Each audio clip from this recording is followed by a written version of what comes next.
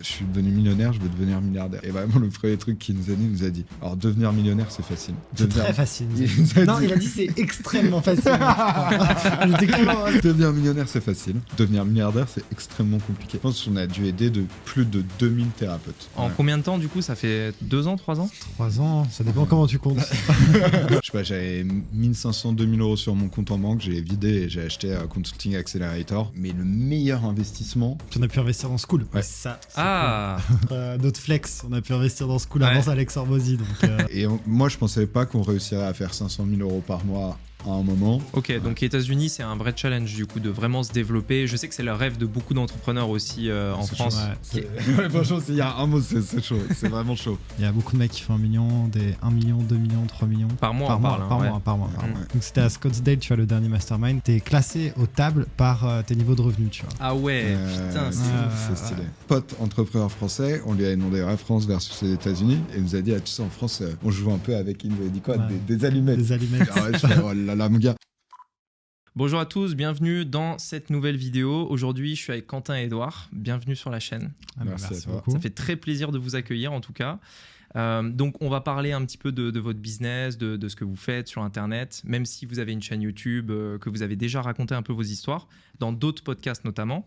Est-ce que d'ailleurs, je me pose juste la question rapidement, après vous pourrez rapidement vous présenter, dire un petit peu comment vous avez fait pour en arriver là où vous en êtes. Est-ce que vous avez supprimé les vidéos dans lesquelles vous racontiez vos histoires? Moi, je sais que c'est quelque chose qui m'a beaucoup inspiré quand vous partagiez, par exemple, le premier 99 000, je crois. Il manquait 1000 pour atteindre les 100K en un mois. Est-ce qu'elle est toujours là, cette vidéo? Franchement, moi, je pense qu'elle est toujours là. Oui, elle est toujours là. Elle est c'est toujours juste là. qu'on a une stratégie sur YouTube un petit peu chaotique en ce moment. Donc, un petit peu de partout. Mais oui, si tu vas chercher vraiment loin sur les vidéos, elles sont toujours là, les 0 à 100 000 et tout. Ok. Dessus. Ok, je vous les recommande parce que justement, c'est très intéressant de voir parce que vous avez documenté en fait un peu le parcours que vous avez eu. Et ça, c'est pour le coup un truc hyper inspirant. Est-ce que vous pouvez dire un petit peu aujourd'hui, vous présenter peut-être l'entreprise que vous faites, les résultats que vous avez peut-être aussi, si vous voulez le dire. Et après, on reviendra un peu en arrière pour comprendre un peu aussi le cheminement et je vous poserai des questions au fur et à mesure pour on va dire, dynamiser un peu tout ça, quoi. Ok, ça marche. Donc, moi, je m'appelle Quentin, j'ai 32 ans. Et donc, avec Edouard, mon petit frère, on a fondé une entreprise qui s'appelle Accélérateur de cabinet. Et donc, ce qu'on fait, c'est qu'on aide les thérapeutes à développer leur activité. Donc, on aide des hypnothérapeutes, des psychologues, des sophrologues. Généralement, quand ils viennent nous voir, ils sont déjà thérapeutes. Donc, nous, on ne les aide pas à devenir meilleurs thérapeutes, mais on les aide à développer leur activité. Parce que le gros problème qu'ils ont, c'est juste qu'ils ne savent pas comment faire pour avoir plus de patients. Et la première personne qu'on a aidée, c'est ma mère, parce qu'elle elle est toujours psychologue d'ailleurs, elle a toujours son cabinet. Et en fait, elle n'arrivait pas du tout à développer sa patientèle. Donc nous, on l'a aidée, c'est la première personne qu'on a aidée, ça a super bien marché pour elle. Donc après, on a commencé à aider une deuxième personne, une troisième personne, une quatrième, et puis après, on a créé un programme. Et du coup, maintenant, on aide, je sais pas, je pense qu'on a dû aider plus de 2000 thérapeutes. Ouais. 2000, putain, c'est énorme. C'est énorme. En combien de temps, du coup? Ça fait 2 ans, 3 ans? 3 ans, ça dépend comment tu comptes. Mais ouais, en gros, ça fait 3 ans qu'on est vraiment tous les deux full-time sur le projet. Ouais, de ouf. Donc, ça fait beaucoup de thérapeutes en France, en Suisse, en Belgique, au Canada. Un petit peu au UK, un petit peu aux États-Unis. Un petit peu aux États-Unis aussi, au Canada. On pourra en reparler si besoin. Ouais. Ok, et du coup, t'as quel âge toi aujourd'hui Moi, aujourd'hui, j'ai 23 ans. 23 ans, ok, ouais, donc t'es hyper jeune aussi. Enfin, moi, j'ai 26, tu vois. 26, jeune encore. Encore jeune. J'ai l'impression, souvent, je suis le plus vieux. Tu sais, quand je rencontre... quand tu passes la barre des 30 ans, c'est terminé. Putain, mais qu'est-ce qu'ils font les autres? Alors, tu sais qu'on se disait ça beaucoup parce qu'en France, on a pas mal. C'est vrai que souvent les gens sont plus jeunes, mais par exemple, quand on est allé aux États-Unis, on fait partie d'un mastermind là, qui s'appelle Boardroom. Ouais, okay. Là, les mecs sont quand même beaucoup plus âgés. Genre, tous les mecs qui font 1 million par mois et tout, là, même moi, j'étais dans les plus jeunes. Il n'y avait pas beaucoup de très jeunes. Ok, donc c'est plutôt des jeunes, enfin non, plutôt des vieux. Quel âge? Des gens qui ont de l'expérience. 50 Ouais, moi, je dirais. Ouais, peut-être pas 50, 40, 50. Ouais. Après, ça veut pas dire qu'il n'y a pas des jeunes, tu vois. Genre, on était à la table, genre, il y a un mec qui faisait 500K par mois. Il avait 21 ans. 21 ans. T'en as, mais la majorité, quand même, c'est des mecs qui ont de l'expérience et tout. J'ai l'impression qu'aux États-Unis, c'est beaucoup plus. Comme l'écosystème, il est plus vieux, je pense que. Tu vois, les mecs qui font 1 million par mois, il y en a quand même beaucoup là-bas. Ouais. dans les masterminds on était. Et Si ouais, ils étaient plus vieux, ils avaient plus de structure un peu. Et je trouve que les mecs ont réussi plus à s'adapter. Tu sais, Ouais, en France, ouais, carrément. les anciens, Ouais. Ouais. tu vois, genre nous, on les a rencontrés et tout, justement, là, la journée dont on te parlait. Et j'ai l'impression qu'il y a des virages qu'ils n'ont pas pris, tu vois. Ils sont restés sur l'ancien modèle. En Tu sais, France, tu ouais, veux dire en France, particulier? ouais, Ok. ouais. à faire des lancements, des trucs comme ça, tu vois. Alors que, Ouais. genre, aux États-Unis, les mecs, ils ont capté, ils font, OK, on va passer sur du high ticket, on va faire du closing, Ouais. on va mettre en place ça, on va mettre en place ça. Mhm. Et genre, je trouve, ils sont plus adaptés. Mais après, ils étaient beaucoup plus aussi, donc je sais Je pas, on pense voit. que ça On joue voit- et aussi. puis on voit ça que joue ceux qui aussi. se sont adaptés. Ouais, En France, ouais, l'écosystème, tu Ouais. vois, genre les mecs qui sont de la génération d'avant moi, qui m'ont inspiré d'ailleurs pour me lancer, Ouais. ils étaient beaucoup moins quand même. Ouais, Franchement, c'était pas ils étaient beaucoup, tout hein. simplement Ah, t'as beaucoup quand moins. même été inspiré par des Français Bah, au début ouais, quand même. moi quand même, c'est vrai que genre quand j'avais vu tu sais, Olivier Roland, les mecs Ouais. comme ça, genre son livre, son blog, tu sais, ça s'appelait Ouais. Des livres pour changer de vie. Bah évidemment, ça m'avait inspiré. C'est-à-dire genre le premier job que j'avais commencé enfin c'était plutôt un stage, c'était après mon école de commerce, enfin pendant mon école de commerce. Bah, je devais avoir. Non, j'étais un peu plus jeune qu'Edouard, j'avais, je sais pas, genre 20 ans. Je faisais un stage à la caisse d'épargne de Pont-à-Mousson en Lorraine. J'étais à l'accueil de la banque. Je suis arrivé, je vais attends, qu'est-ce que c'est que ce délire là? Je comprends pas. Genre, j'ai pas envie que ce soit ma vie, ça.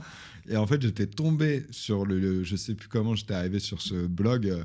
Des livres pour changer de vie. Et là, t'as un mec qui t'explique qu'il y a genre 20 000 euros par mois et qu'il peut voyager partout dans le monde. Ah ouais, d'accord, donc ça a commencé de là alors. Ouais, ça a commencé de là, tu vois. Et donc, Ah ouais. et c'est là où j'ai lu le livre de Tim Ferriss, Ok. The 4-Hour Work Week. Et du coup, là, je me suis dit, attends, genre, il y a des mecs qui font ça, ils gagnent 50 000 euros par mois. Là, moi, je suis à la caisse d'épargne de Pont-à-Mousson.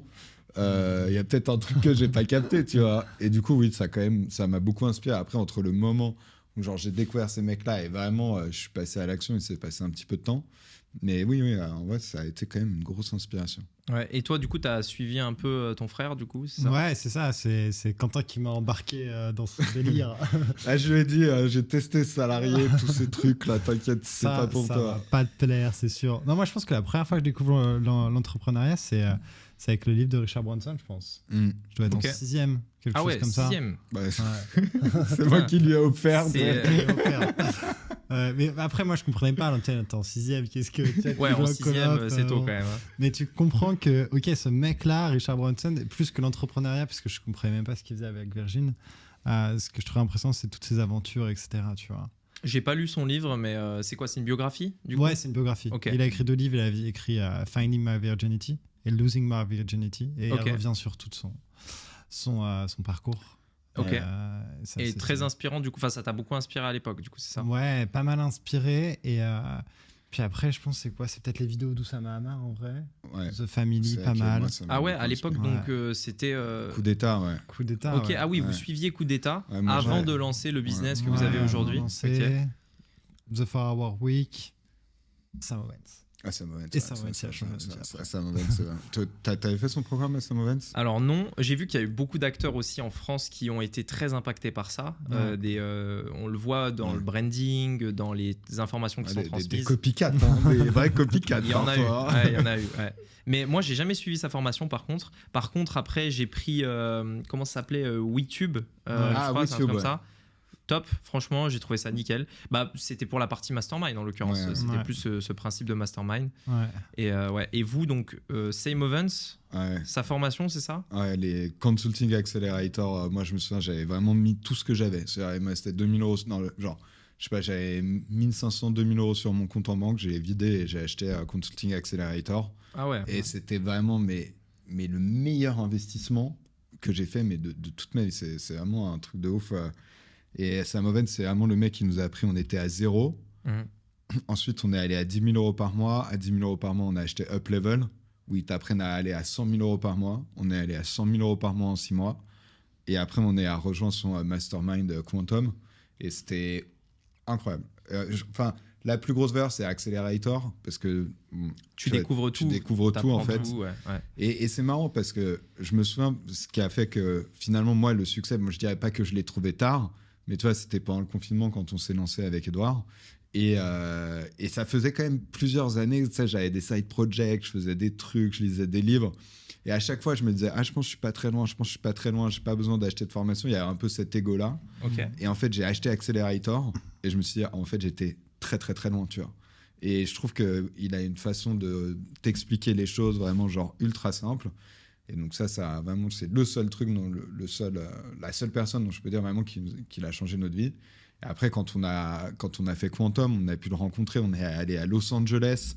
Ça, c'est des super souvenirs. Puis on a pu investir dans School. Ouais. Et ça, c'est Ouais. Incroyable ça. ça, c'est un peu notre flex. On a pu investir dans School avant Alex Hormozy, donc ça, c'est un peu... Je pense qu'on était vraiment genre dans les premiers, parce que tu sais que genre, toi, tu vois ce que c'est, School. Oui, bien sûr. Ouais. Tu vois, Hormozy. Ouais. Et c'est c'était dans cette salle, c'était le mastermind, et il a dit j'hésite à lever de l'argent, qui serait chaud pour investir. Et en 5 minutes, genre, t'avais tout le monde qui levait la main. Quoi. Il avait 5 millions, je crois. 5 millions, ouais. Et c'était capé en plus, parce qu'il voulait pas lever plus. Si on avait pu mettre plus, on aurait pu on voulait mettre un peu plus. Et bon, après, voilà, il fallait faire le truc assez vite.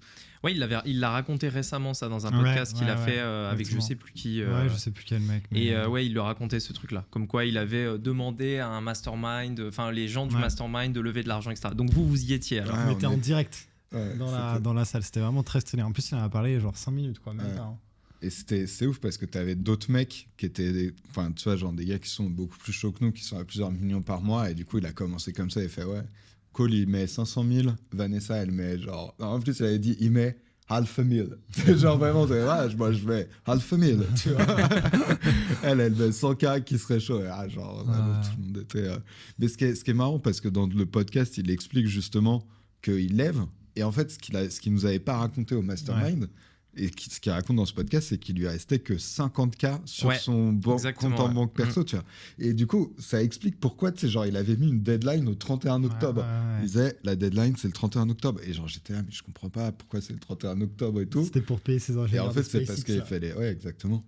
Ouais, c'est fou, hein. Ouais. Et du coup, à chaque étape, donc, vous avez pris la formation et directement, après, vous avez voulu réinvestir dans le programme pour aller de plus en plus loin, c'est ça ? Ouais. Bah, je pense qu'on finit Quantum quand il le ferme. On doit être quoi ? Je crois que c'est quand tu as mis le dernier message, on devait être pas loin de 500. On avait fait presque 500. Ouais. Donc vraiment, Quantum, il nous a pris, il nous a emmené loin. Ouais, ok. Et du coup, quelles sont les étapes que vous avez appris au fur et à mesure ? Qu'est-ce qui change, on va dire, entre chaque étape ? C'est ça, je pense que c'est une question pour Doudou. Je pense que la première étape, c'est de réussir, tu vois, à avoir ces 3 et 4 premiers clients.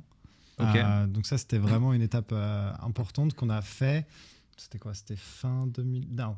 Ouais, genre été 2020. Été 2020. On commence à lancer tranquillement des emails. On n'avait aucune idée de ce qu'on faisait. Mais on a quand même réussi à avoir ces 3-4 premiers clients qui nous ont vraiment donné un peu le boost. Et après, le problème, c'est qu'on n'avait pas, tu vois, de système d'acquisition. Donc, nous, on est vraiment très, très ads. Ouais. Et une fois qu'on a réussi à faire tourner notre funnel, là, c'était juste on pousse, on matraque jusqu'à ce qu'on arrive maintenant. Après, évidemment, il y a eu plein d'étapes, recruter des sales, faire les sales calls par quelqu'un d'autre, mettre un petit peu des layers de management, créer une équipe, manager une équipe. Donc, il y a la personne que tu es de 0 à 10K ou même de 0 à 100K, parce qu'en fait, finalement, nous, ça a été tellement vite, puis on a fait que à 2 que franchement, c'était dur, mais pas si, tu vois... Ouais. C'était chaud, mais je sais pas, genre je trouve que t'as d'autres skills à apprendre, tu vois, quand tu vas sur des 500K, c'est vraiment hyper différent quand même. Je suis d'accord. Et je pense que genre créer la team en vrai people, c'est le truc qui bloque le plus de monde, je pense. C'est pour ça qu'il y a beaucoup de monde qui n'arrive pas à passer cette barrière, tu vois, des 7 chiffres par an. C'est plus, c'est-à-dire, comment dire, le côté manager, le côté recrutement, le côté suivre aussi et vraiment relations humaines pour que les personnes aussi restent motivées, les mettre au meilleur poste, etc. Ouais, c'est tout ça. C'est créer ta team, tu vois, avoir une bonne ambiance, gérer les problèmes humains, tu vois. Ça, c'est des trucs que au départ, tu comprends pas trop, mais c'est des skills que tu ajoutes. Ça, je pense que c'est la partie la plus dure, leadership, un peu, management. Surtout qu'on est dans une industrie qui est assez récente en France, donc c'est pas facile de trouver des talents. Et je pense que c'est le bottleneck de beaucoup de personnes. C'est pour ça qu'il y a beaucoup d'entrepreneurs, tu sais, ils vont aller faire, genre, créer un nouveau produit, créer un nouveau machin. C'est vrai que c'est une grosse diff qu'on a vu quand on s'est lancé sur les États-Unis. Toi, tu veux trouver un closer en France, c'est pas facile en vrai. Toi, des bons closers, il y en a pas beaucoup. Il y a beaucoup d'écoles de closing, mais c'est pas encore développé au point que genre il y ait vraiment des bons mecs. tu vas aux États-Unis et même tu regardes juste les CV des gars qui t'envoient, c'est un autre niveau, quoi. Donc d'ailleurs, aujourd'hui, vous êtes lancé aux États-Unis ? Ouais, on s'est lancé aux États-Unis. C'est quand on commence à travailler sur les États-Unis l'été dernier. Ok. Et on lance peut-être, je sais pas, peut-être en septembre, quelque chose comme ça, avec on commence à avoir quelques clients, ça commence à marcher pas mal. Puis en novembre, on fait notre premier mois à 100K. Donc c'était plutôt cool. Après, avec des ads quand même, avec un marketing expense, on dépensait quand même pas mal. Ouais. Décembre, on fait un petit peu moins. Janvier, on refait 100K. Et puis en fait, là, on a d'autres problèmes au niveau du produit, au niveau des closers. C'était compliqué. Et là, du coup, c'est un peu plus compliqué. Mais je pense qu'il y a vraiment un gap dans le marché. Et c'est quelque chose qu'on va faire, je pense, sur le long terme quand même. Ok, donc les États-Unis, c'est un vrai challenge du coup de vraiment se développer. Je sais que c'est le rêve de beaucoup d'entrepreneurs aussi en France. Chaud. Tu vois. C'est chaud. Franchement, s'il y a un mot, c'est chaud. C'est vraiment chaud. Qu'est-ce qui est plus chaud du coup ? C'est quoi la différence ? Parce que je sais que les publicités coûtent plus cher. D'un autre côté, j'ai l'impression que tu peux aussi mieux qualifier.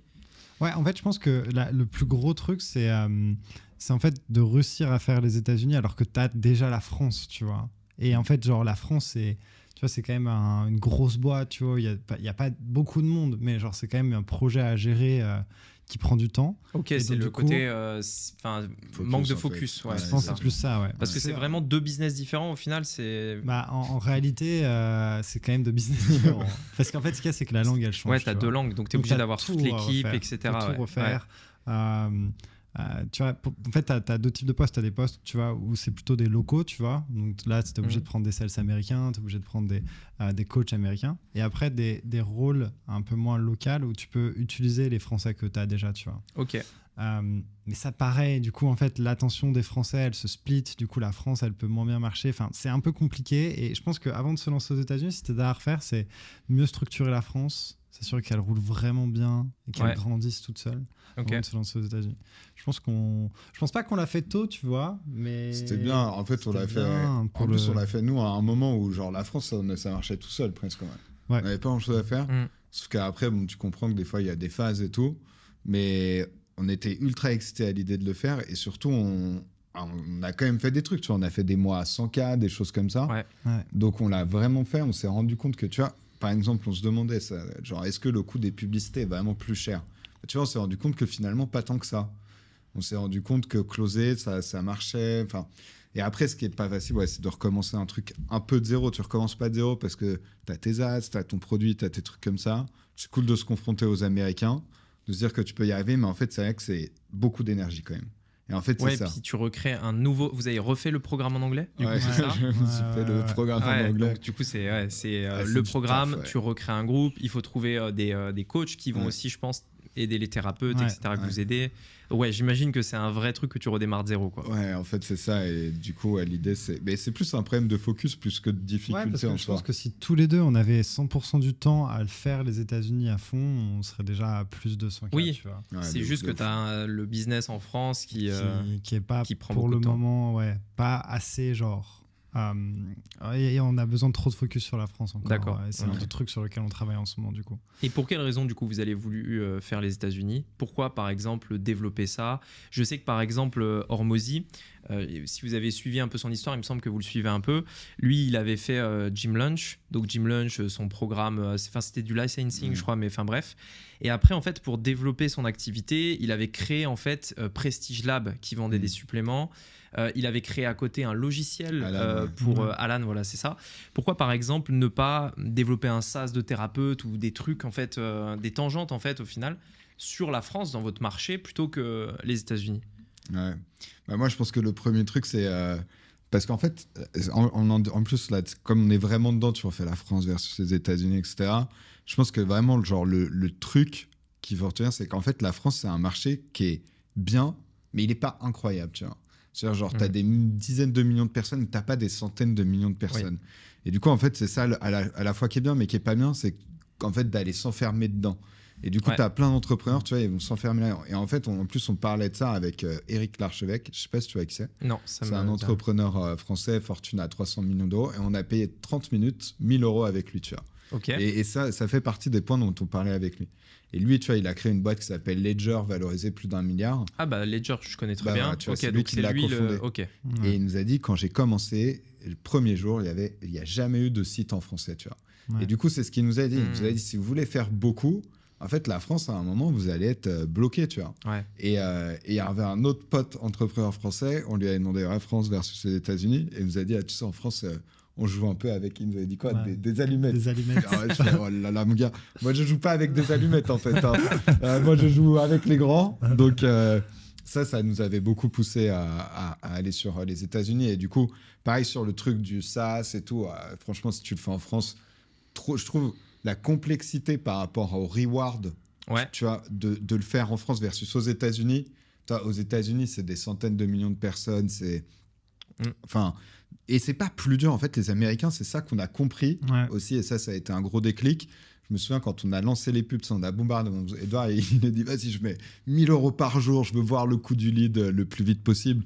Et tu vois, c'était pour se jauger par rapport aux Américains. Et en fait, on a vu qu'on était dedans, quoi. Ouais. Tu vois, ils étaient pas plus forts que nous en marketing.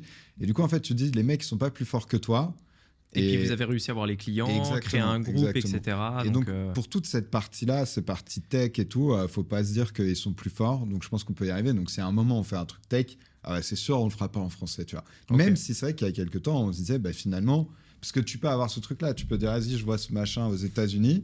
C'est un peu, ça n'existe pas en France. Bah, vas-y, je fais le truc en France. Tu vois. Ouais. Mais du coup, tu fais ça sur un marché qui est beaucoup plus petit. Donc, je pense que non, les States, c'est. Ouais. c'est Puis nous, la quand même, on puissance, commençait quoi. beaucoup formés chez les Américains. Tu vois, on est dans zéro Ouais. mastermind français, que des Américains, boardroom et call et tout. Comme on a passé quand même beaucoup de temps avec eux, tu vois, on se disait, non, ils sont pas forcément plus forts que nous, tu vois. Alors, c'est pas qu'une excuse, tu vois, de se dire que le marché est plus grand. Mais moi, je pense quand même que si on avait commencé aux États-Unis, tu vois, on serait peut-être à plus. Non, mais oui, parce que ouais, c'est vrai que c'est, tu vois, quand on va chez Boardroom, par exemple, le mastermind, là, je sais plus quelle ligne c'est, mais tu vois, tous les mecs qui font 1 million par mois, tu vois. Et tu dis, putain, pourquoi nous, on fait pas 1 million par mois? Bah, à un moment, bon, c'est vrai que c'est pas une excuse, mais tu dis, bah, c'est en fait qu'ils sont sur un marché qui est 10 fois plus gros que le tien, tu vois. Et du coup, les mecs, bah, tu vois, genre, quand nous, il faut qu'on recrute, qu'on structure les choses, eux, ils ont juste à appuyer sur les ads. Oui, ok. Tu vois, genre, en fait, ça c'est une diff, genre, c'est game Ouais, changer. game changer. Ouais.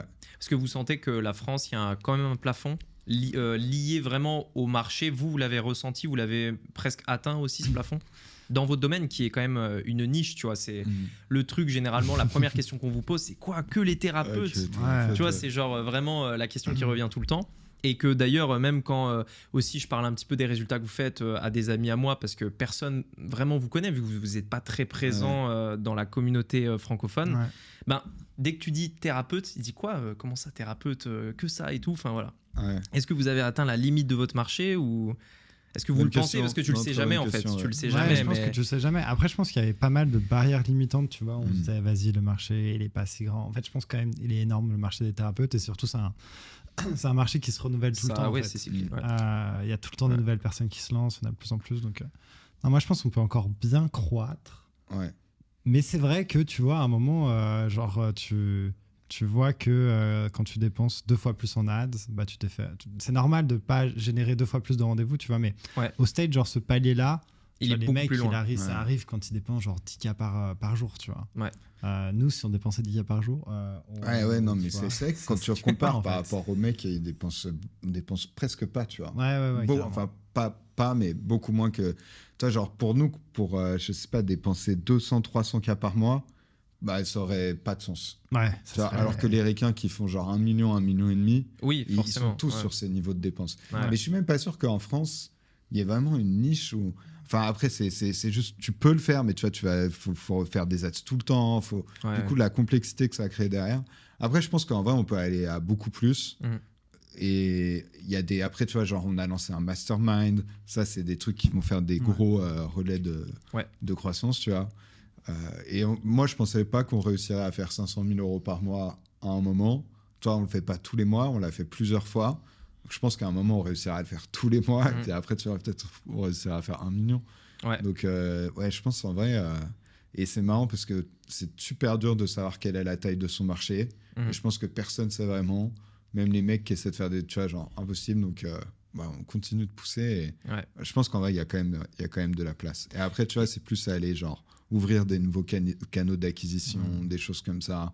Essayer de faire plus d'organique, par exemple, pour diminuer le coût des ads, tu vois. Ça va plus être des stratégies comme ça. D'accord, donc c'est plus aller diversifier vraiment tes sources de trafic, ce genre de choses, pour aller à l'étape d'après, quoi. Ouais, parce que en fait, tu vois, genre même quand on a lancé des TikTok ads, des trucs comme ça, tu sais, on peut voir avec les analytics que t'as des mecs en fait qui nous voient tout le temps sur Facebook, qui nous voient tout le temps sur YouTube, tout le temps sur Insta. Mais par exemple, genre tu vois sur TikTok qui nous avaient jamais vu avant, tu vois. Ouais. Donc vraiment, j'ai l'impression que si tu réussis, et c'est d'ailleurs ce que dit Hormozy en fait avec les canaux d'acquisition, c'est comme des verres, tu remplis un verre, une fois que le verre il est rempli, bah tu passes à un autre verre.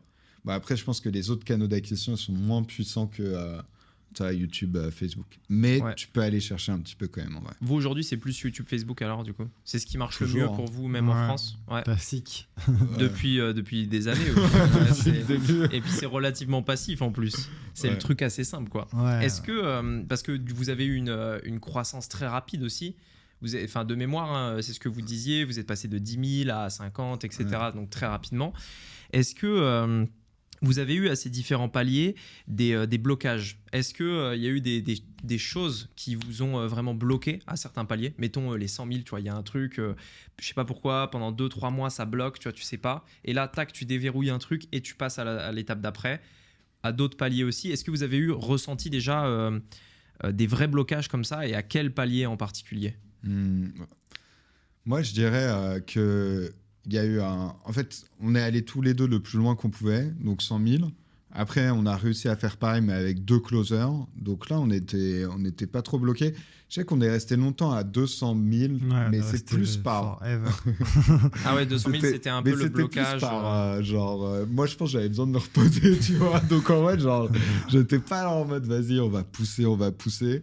Donc là, c'était plus genre... psychologique, tu vois.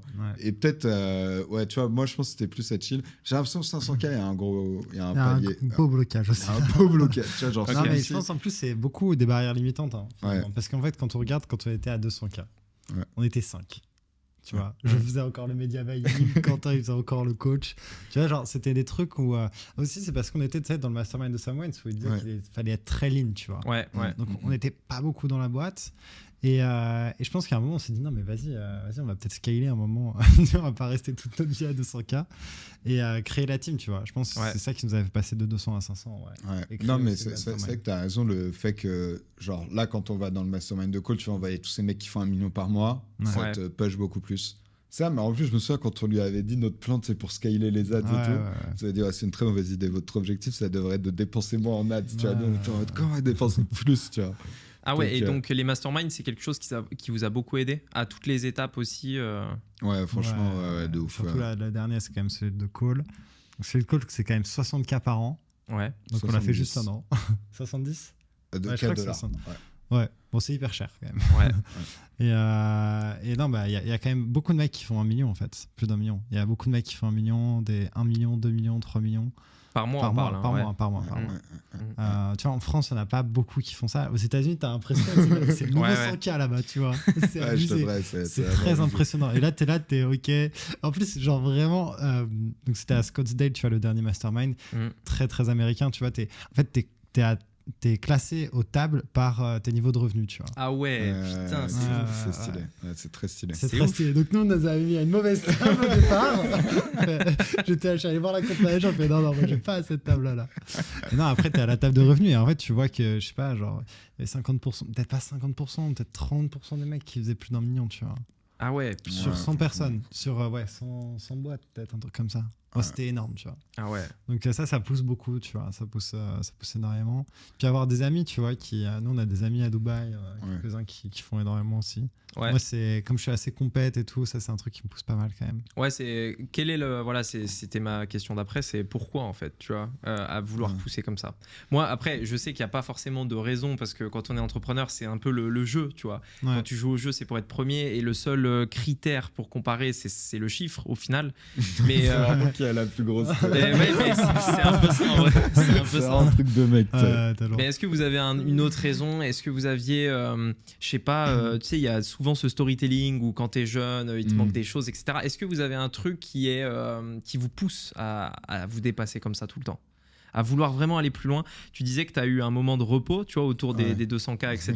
Peut-être là, tu as commencé. Moi, ça me l'a fait aussi récemment, où tu dis, allez, je commence à gagner un petit peu d'argent, je vais en profiter.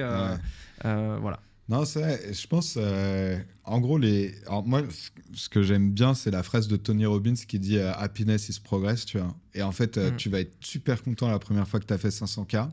Puis en fait, tu le fais une deuxième fois, une troisième fois, une quatrième fois. Et puis en fait, limite, tu le fais une cinquième fois, tu fais, mais pourquoi je fais que 500, tu vois. Pourquoi je fais pas Et en fait, je trouve que c'est vraiment, moi, ça a beaucoup aidé quand il a expliqué ça. Et qu'en fait, genre, tu vas être satisfait d'avoir atteint ton objectif pendant, ça dépend de chacun, ça dépend de l'objectif pendant 2 semaines, pendant 2 mois, pendant 2 ans.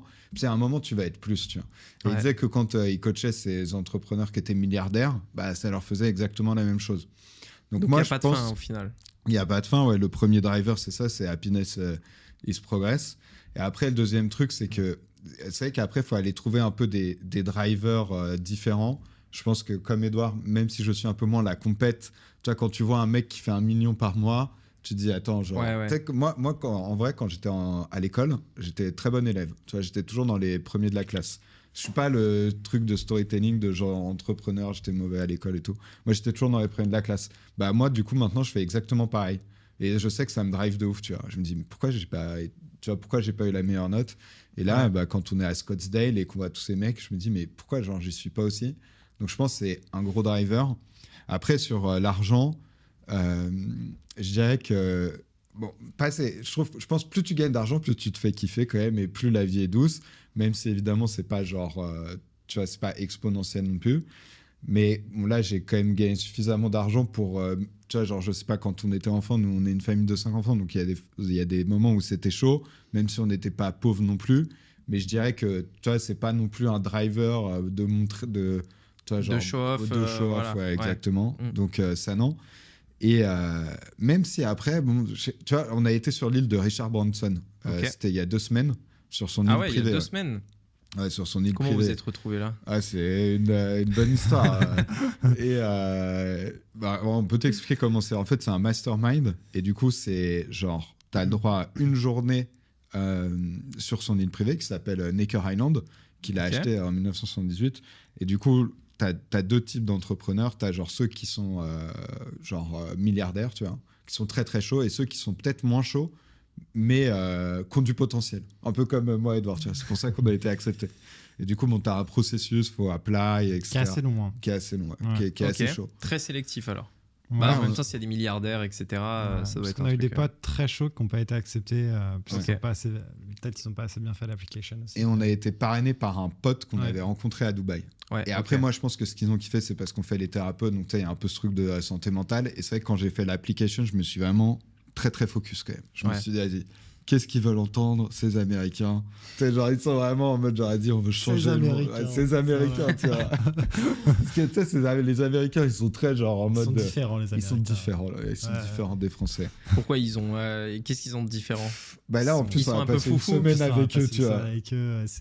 Non, mais on les adore. Hein. Moi, ils sont amazing, c'est ça? Exactement, c'est exactement ça. Mais nous, c'est vrai qu'on les adore. Et c'est ça qui fait aussi qu'on se lance sur les US, tu vois. C'est parce qu'on adore les Américains quand même. Mais c'est vrai qu'ils ne sont pas comme les Français, tu vois. Ils sont tout le temps... déjà, ils parlent beaucoup. Ils parlent fort. Ils adorent parler. Ils aiment bien parler. Ils font des petites blagues tout le temps, ce qui est très sympa. Mais tu sais, c'est tout le temps, en fait, genre, limite, ils t'expliquent leur truc, tu comprends rien à ce qu'ils font. Tellement ils emploient des superlatifs dans tous les sens, tu vois. Ils sont un peu comme ça, les Américains. Donc, je me suis dit, vas-y, qu'est-ce qu'ils veulent entendre, les Américains? Ils veulent entendre qu'on veut changer le monde. Tu vois, et qu'on veut changer la santé mentale. Donc moi, j'ai beaucoup axé là-dessus, tu vois. J'ai dit, moi, dans notre famille, en plus, il y a des gens qui sont dépressifs, il y a des bipolaires, il y a des gens comme ça. Là, on commence avec les thérapeutes, mais c'est que le début, les gars. Nous, on veut changer la vie de milliards de personnes. Et ce qui n'est pas faux, ce qui est pas faux. Non, mais ce qui est pas faux, c'est peut-être la bêtise qui est très ambitieux. Et tu vois, ce que je leur dis, et ce que je disais, et moi, je pense qu'on est les bonnes personnes pour le faire, parce que là, on commence avec nos thérapeutes, on a fait 2000 personnes. On l'a fait en Europe, mais maintenant, on commence à le faire aux États-Unis. Ça marche, donc je pense qu'on peut réussir à le faire, tu vois. Même si, évidemment, ce sera peut-être pas forcément avec des cours. Mais en tout cas, ils ont beaucoup kiffé. Je pense que ça a beaucoup kiffé ça. Et puis après, tu fais des entretiens. Et en plus, moi, je me souviens, j'ai été... parce que c'était pas dit qu'on soit pris tous les deux. Tu vois, on a dû postuler chacun différemment. Et donc, moi, j'ai genre fait l'entretien la veille d'Edouard et j'ai été pris. Et du coup, après, j'ai pu lui dire des trucs qu'elle posait et tout, la fille. Et il a été pris aussi. Donc, c'était très cool qu'on puisse être pris tous les deux. Mais bon, il voit plus ta vibe aussi. Est-ce que tu as l'air d'être quelqu'un de cool? Est-ce que tu vois, t'es pas chelou? Tu vas pouvoir, comme c'est un mastermind jeune, est-ce que tu vas pouvoir ajouter de la valeur aussi aux autres? Et donc, on a pu passer du temps avec Branson. Déjà, on l'a rencontré en vrai. Donc, ça, c'était incroyable. Et quelques mecs qui étaient très, très chauds, genre des milliardaires. Et ça, c'était très, très inspirant. Et c'est vrai que du coup, tu te dis, mais millionnaire, j'ai rien fait, tu vois. Ouais. Et d'ailleurs, quand on parlait avec Eric Larchevêque, là, le français, je lui ai dit, moi, je veux devenir milliardaire. Je suis devenu millionnaire, je veux devenir milliardaire. Et vraiment, le premier truc qu'il nous a dit, alors devenir millionnaire, c'est facile. C'est très facile. Non, il a dit c'est extrêmement facile. J'ai galéré de fou, c'est facile. Mais vraiment, il nous a dit ça. Il nous a dit devenir millionnaire, c'est facile. Devenir milliardaire, c'est extrêmement compliqué. Et du coup, c'est vrai que ça remet un peu les pendules à l'heure. Tu te dis, bon, c'est vrai que ce que j'ai fait, c'est pas mal, mais en vrai, c'est pas ouf non plus. Tu vois. En fait, c'est ça le gros truc. C'est ça le gros truc. Tu vois, tu te dis, c'est bien, tu fais 500K par mois, mais genre là, t'arrives chez les Mavericks, sur l'île de Branson, les gars, ils disent, qu'est-ce qui t'arrive, tu vois, genre, du coup, vraiment... c'est pas mal, ça te fait un peu redescendre ton ego et tout, et ça fait participer aussi, je trouve, à l'envie d'aller plus loin, tu vois. Oui, parce que bien quand sûr. ce qui était vraiment incroyable avec ce mastermind, c'est que tu pouvais vraiment... après, on choisissait bien, tu vois, les endroits. On demandait aux organisateurs sur c'est qui fait le plus et tout. Comme ça, on se positionnait bien au moment de manger, tu vois, en face des bonnes personnes. Et je sais pas, moi, j'ai passé le premier dîner genre avec un mec. C'était le plus gros producteur de testostérone des États-Unis, tu vois. Le mec, il avait une boîte de 1000 employés et tout, tu vois. Genre, c'était un truc énorme et tout. Il avait commencé il y a pas si longtemps, il y a 15 ans, tu vois. Enfin, genre, juste en 15 ans, il avait réussi à devenir le plus gros producteur. Extraordinaire. Du coup, pendant 2 heures, j'ai pu lui poser toutes les questions que je voulais, mais genre des questions. Est-ce que tu te compares aux autres? Genre, tu as des trucs, genre. Et il me disait oui, tu vois, des trucs comme ça. Et tout. Donc, est-ce que t'es stressé parfois? Est-ce que t'es stressé parfois? Alors, le mec, trop sympa. À un moment, Edouard, il lui demande à quoi elle ressemble ta journée. Le mec, il a sorti son Google Agenda et il lui a montré, tu vois, genre mes journées, ça ressemble à ça. Tu vois, genre un mec trop sympa. Ultra transparent, il te dit tout. Trop transparent. Incroyable ce mec. Et le deuxième soir, je sais pas si vas-y. Et le deuxième soir, on a pu avec un mec qui pesait genre 600 millions, je crois, et genre c'était le plus gros exportateur de cacahuètes du monde. C'était incroyable parce que vraiment on était au dîner, t'avais Branson, genre il était à 3 rangs, tu vois, ici. Là j'étais là, il y avait Edouard, ici il y avait le mec qui pesait 600 millions. En face, t'avais l'ancien CMO de Tai Lopez. C'était vraiment le mec qui gérait les campagnes de Tai Lopez qui dépensait $200,000 par jour, tu vois. Le mec 200 000 par jour, Tai Lopez. 200 000 par jour, À ce point-là? Ouais, vraiment. Et vraiment, le mec était trop chaud. Et en plus, il était marrant parce que tu sentais qu'on te saoulait un peu avec ses questions, tu vois. Mais il était bloqué, du coup, il était un peu obligé de me répondre. C'est ça le secret, c'est les prendre quand ils sont en train de manger. Exactement. Et le gars, genre, il avait 32 ans. Et tu vois, il nous a dit, moi, quand j'avais 25 ans, mon objectif, c'était de devenir millionnaire. D'avoir 10 millions avant mes 30 ans et d'avoir 100 millions avant mes 40. Et là, il est à 32, il a, je pense, autour de 50-60, tu vois. Et du coup, le mec... très chaud. Et puis ce qui était stylé, c'est qu'il est un peu dans le même monde que nous, tu vois. Dans l'infoproduit et tout, tu vois. Oui, parce que les autres, c'est pas tous le cas au final. Donc... Souvent, en fait, tu te rends compte que c'est ça. Il y avait le mec des cacahuètes. Il y avait un mec qui était trop chaud. Genre, c'était le plus gros producteur de matériaux spécifiques pour la NASA. Il était trop chaud. Il était vraiment très très chaud. Non, il y avait des business très difficiles à répliquer en fait. Des énormes industries, tu vois. Mais en fait, ce qui était intéressant aussi, c'est que c'était des business difficiles à faire. Mais tu vois, c'est pas des business où les mecs, ça faisait genre 50 ans, genre c'était une industrie familiale et tout, tu vois. Ils ont démarré tout seuls, tu vois. Genre le mec qui pesait 680 millions, il nous a dit que tous ses business, ils étaient bootstrap, tu vois. Il avait jamais levé de la dette. Très très impressionnant. Et il avait levé de la dette, mais jamais avec des investisseurs. Oui, voilà, c'est ça. Il avait levé de la dette avec la banque. Mais et jamais de la dette au point de se mettre dans la merde. Il a dit vraiment, on s'est toujours dit avec mes associés, si on devait vendre nos villas, ça nous ferait chier, mais on pourrait rembourser les dettes, tu vois. Donc je sais que lui, c'était vraiment jusqu'à 600 millions en plus, c'est ça? Alors je pense pas qu'il y avait 600 millions de dettes, tu vois, mais non, mais enfin voilà, en tout cas il pèse 600 Après il avait plusieurs boîtes différentes aussi. Il faisait des cacahuètes, il faisait aussi une agence de recrutement qui faisait 250 millions de CA par an. En fait, c'était stylé aussi de ça, de voir que genre il y a certains mecs qui avaient 3-4 boîtes, tu vois. Tu sais, souvent, tu sais, sur Internet, on dit genre focus un truc, tu vois. Mais en fait, genre, il n'y a pas de règle. Mais d'ailleurs, je lui ai demandé à un moment, mais je sais plus ce qu'il m'a répondu. Il m'a dit, ah ouais, c'est vrai, mais tu vois, genre un truc comme mais ça. je crois que genre, c'était un peu genre les rencontres qu'il a fait et il s'est toujours associé à des bonnes personnes et tout, tu vois. Ok. Et vous, ça a joué beaucoup le fait que vous soyez 2 dans votre business? Ouais, Game Changer, je pense en vrai. Hein. Vous auriez pas pu faire ça chacun de votre côté? Moi, je trouve, tu vois, toi, t'es tout seul. Ouais. Je trouve ça vraiment très impressionnant, tu vois. Ça, je trouve que vraiment très, très fort, tu vois. De réussir à faire ça seul, ça, c'est très, très impressionnant. Pour quelle raison? Qu'est-ce que ça apporte, en fait? Parce que moi, je sais que parfois, si je vais avoir des doutes ou des interrogations, etc., alors je peux en parler à ma copine, mais c'est un peu différent, je vais avoir mon tableau blanc, tu vois, et éventuellement un gars derrière un écran qui va m'expliquer un petit peu comment passer au step d'après. Mais moi, c'est mon truc, tu vois, j'ai mon tableau blanc, je prends mon feutre, etc., je réfléchis. Vous, comment ça marche alors? Parce que typiquement, quand tu dois prendre des grosses décisions, je pense que c'est de ça que tu disais, tu vois, où c'est là où tu as besoin éventuellement d'un associé, j'imagine. Les prises de décision, peut-être, je sais pas, quand ça va pas, réfléchir, ce genre de choses. Ou peut-être autre chose, je sais pas.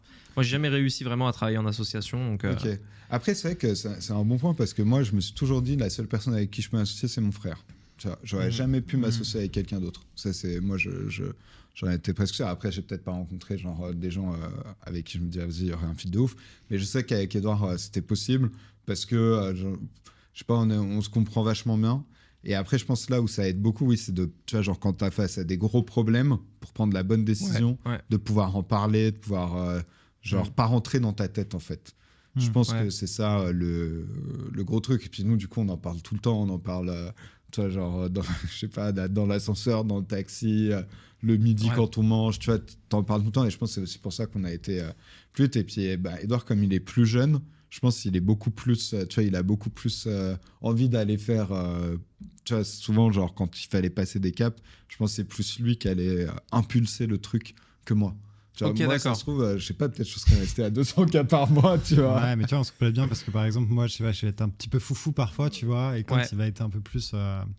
Rationnel. Rationnel. Je suis rationnel aussi, hein. Mais il va peut-être plus tempéré, tu vois, et tout. Et puis, ouais, tu vois, quand il est jamais stressé comme mec. Mec, tu peux le mettre dans la situation la plus stressante du monde, il est jamais stressé. Donc ça aide pas mal, tu vois. Ça, c'est bien, parce que toi, t'es plus, un peu plus stressé, c'est ça? Non, je suis pas trop stressé, mais tu vois, je pourrais être un peu plus anxieux, ou tu vois, genre... c'est normal d'être stressé. Hein.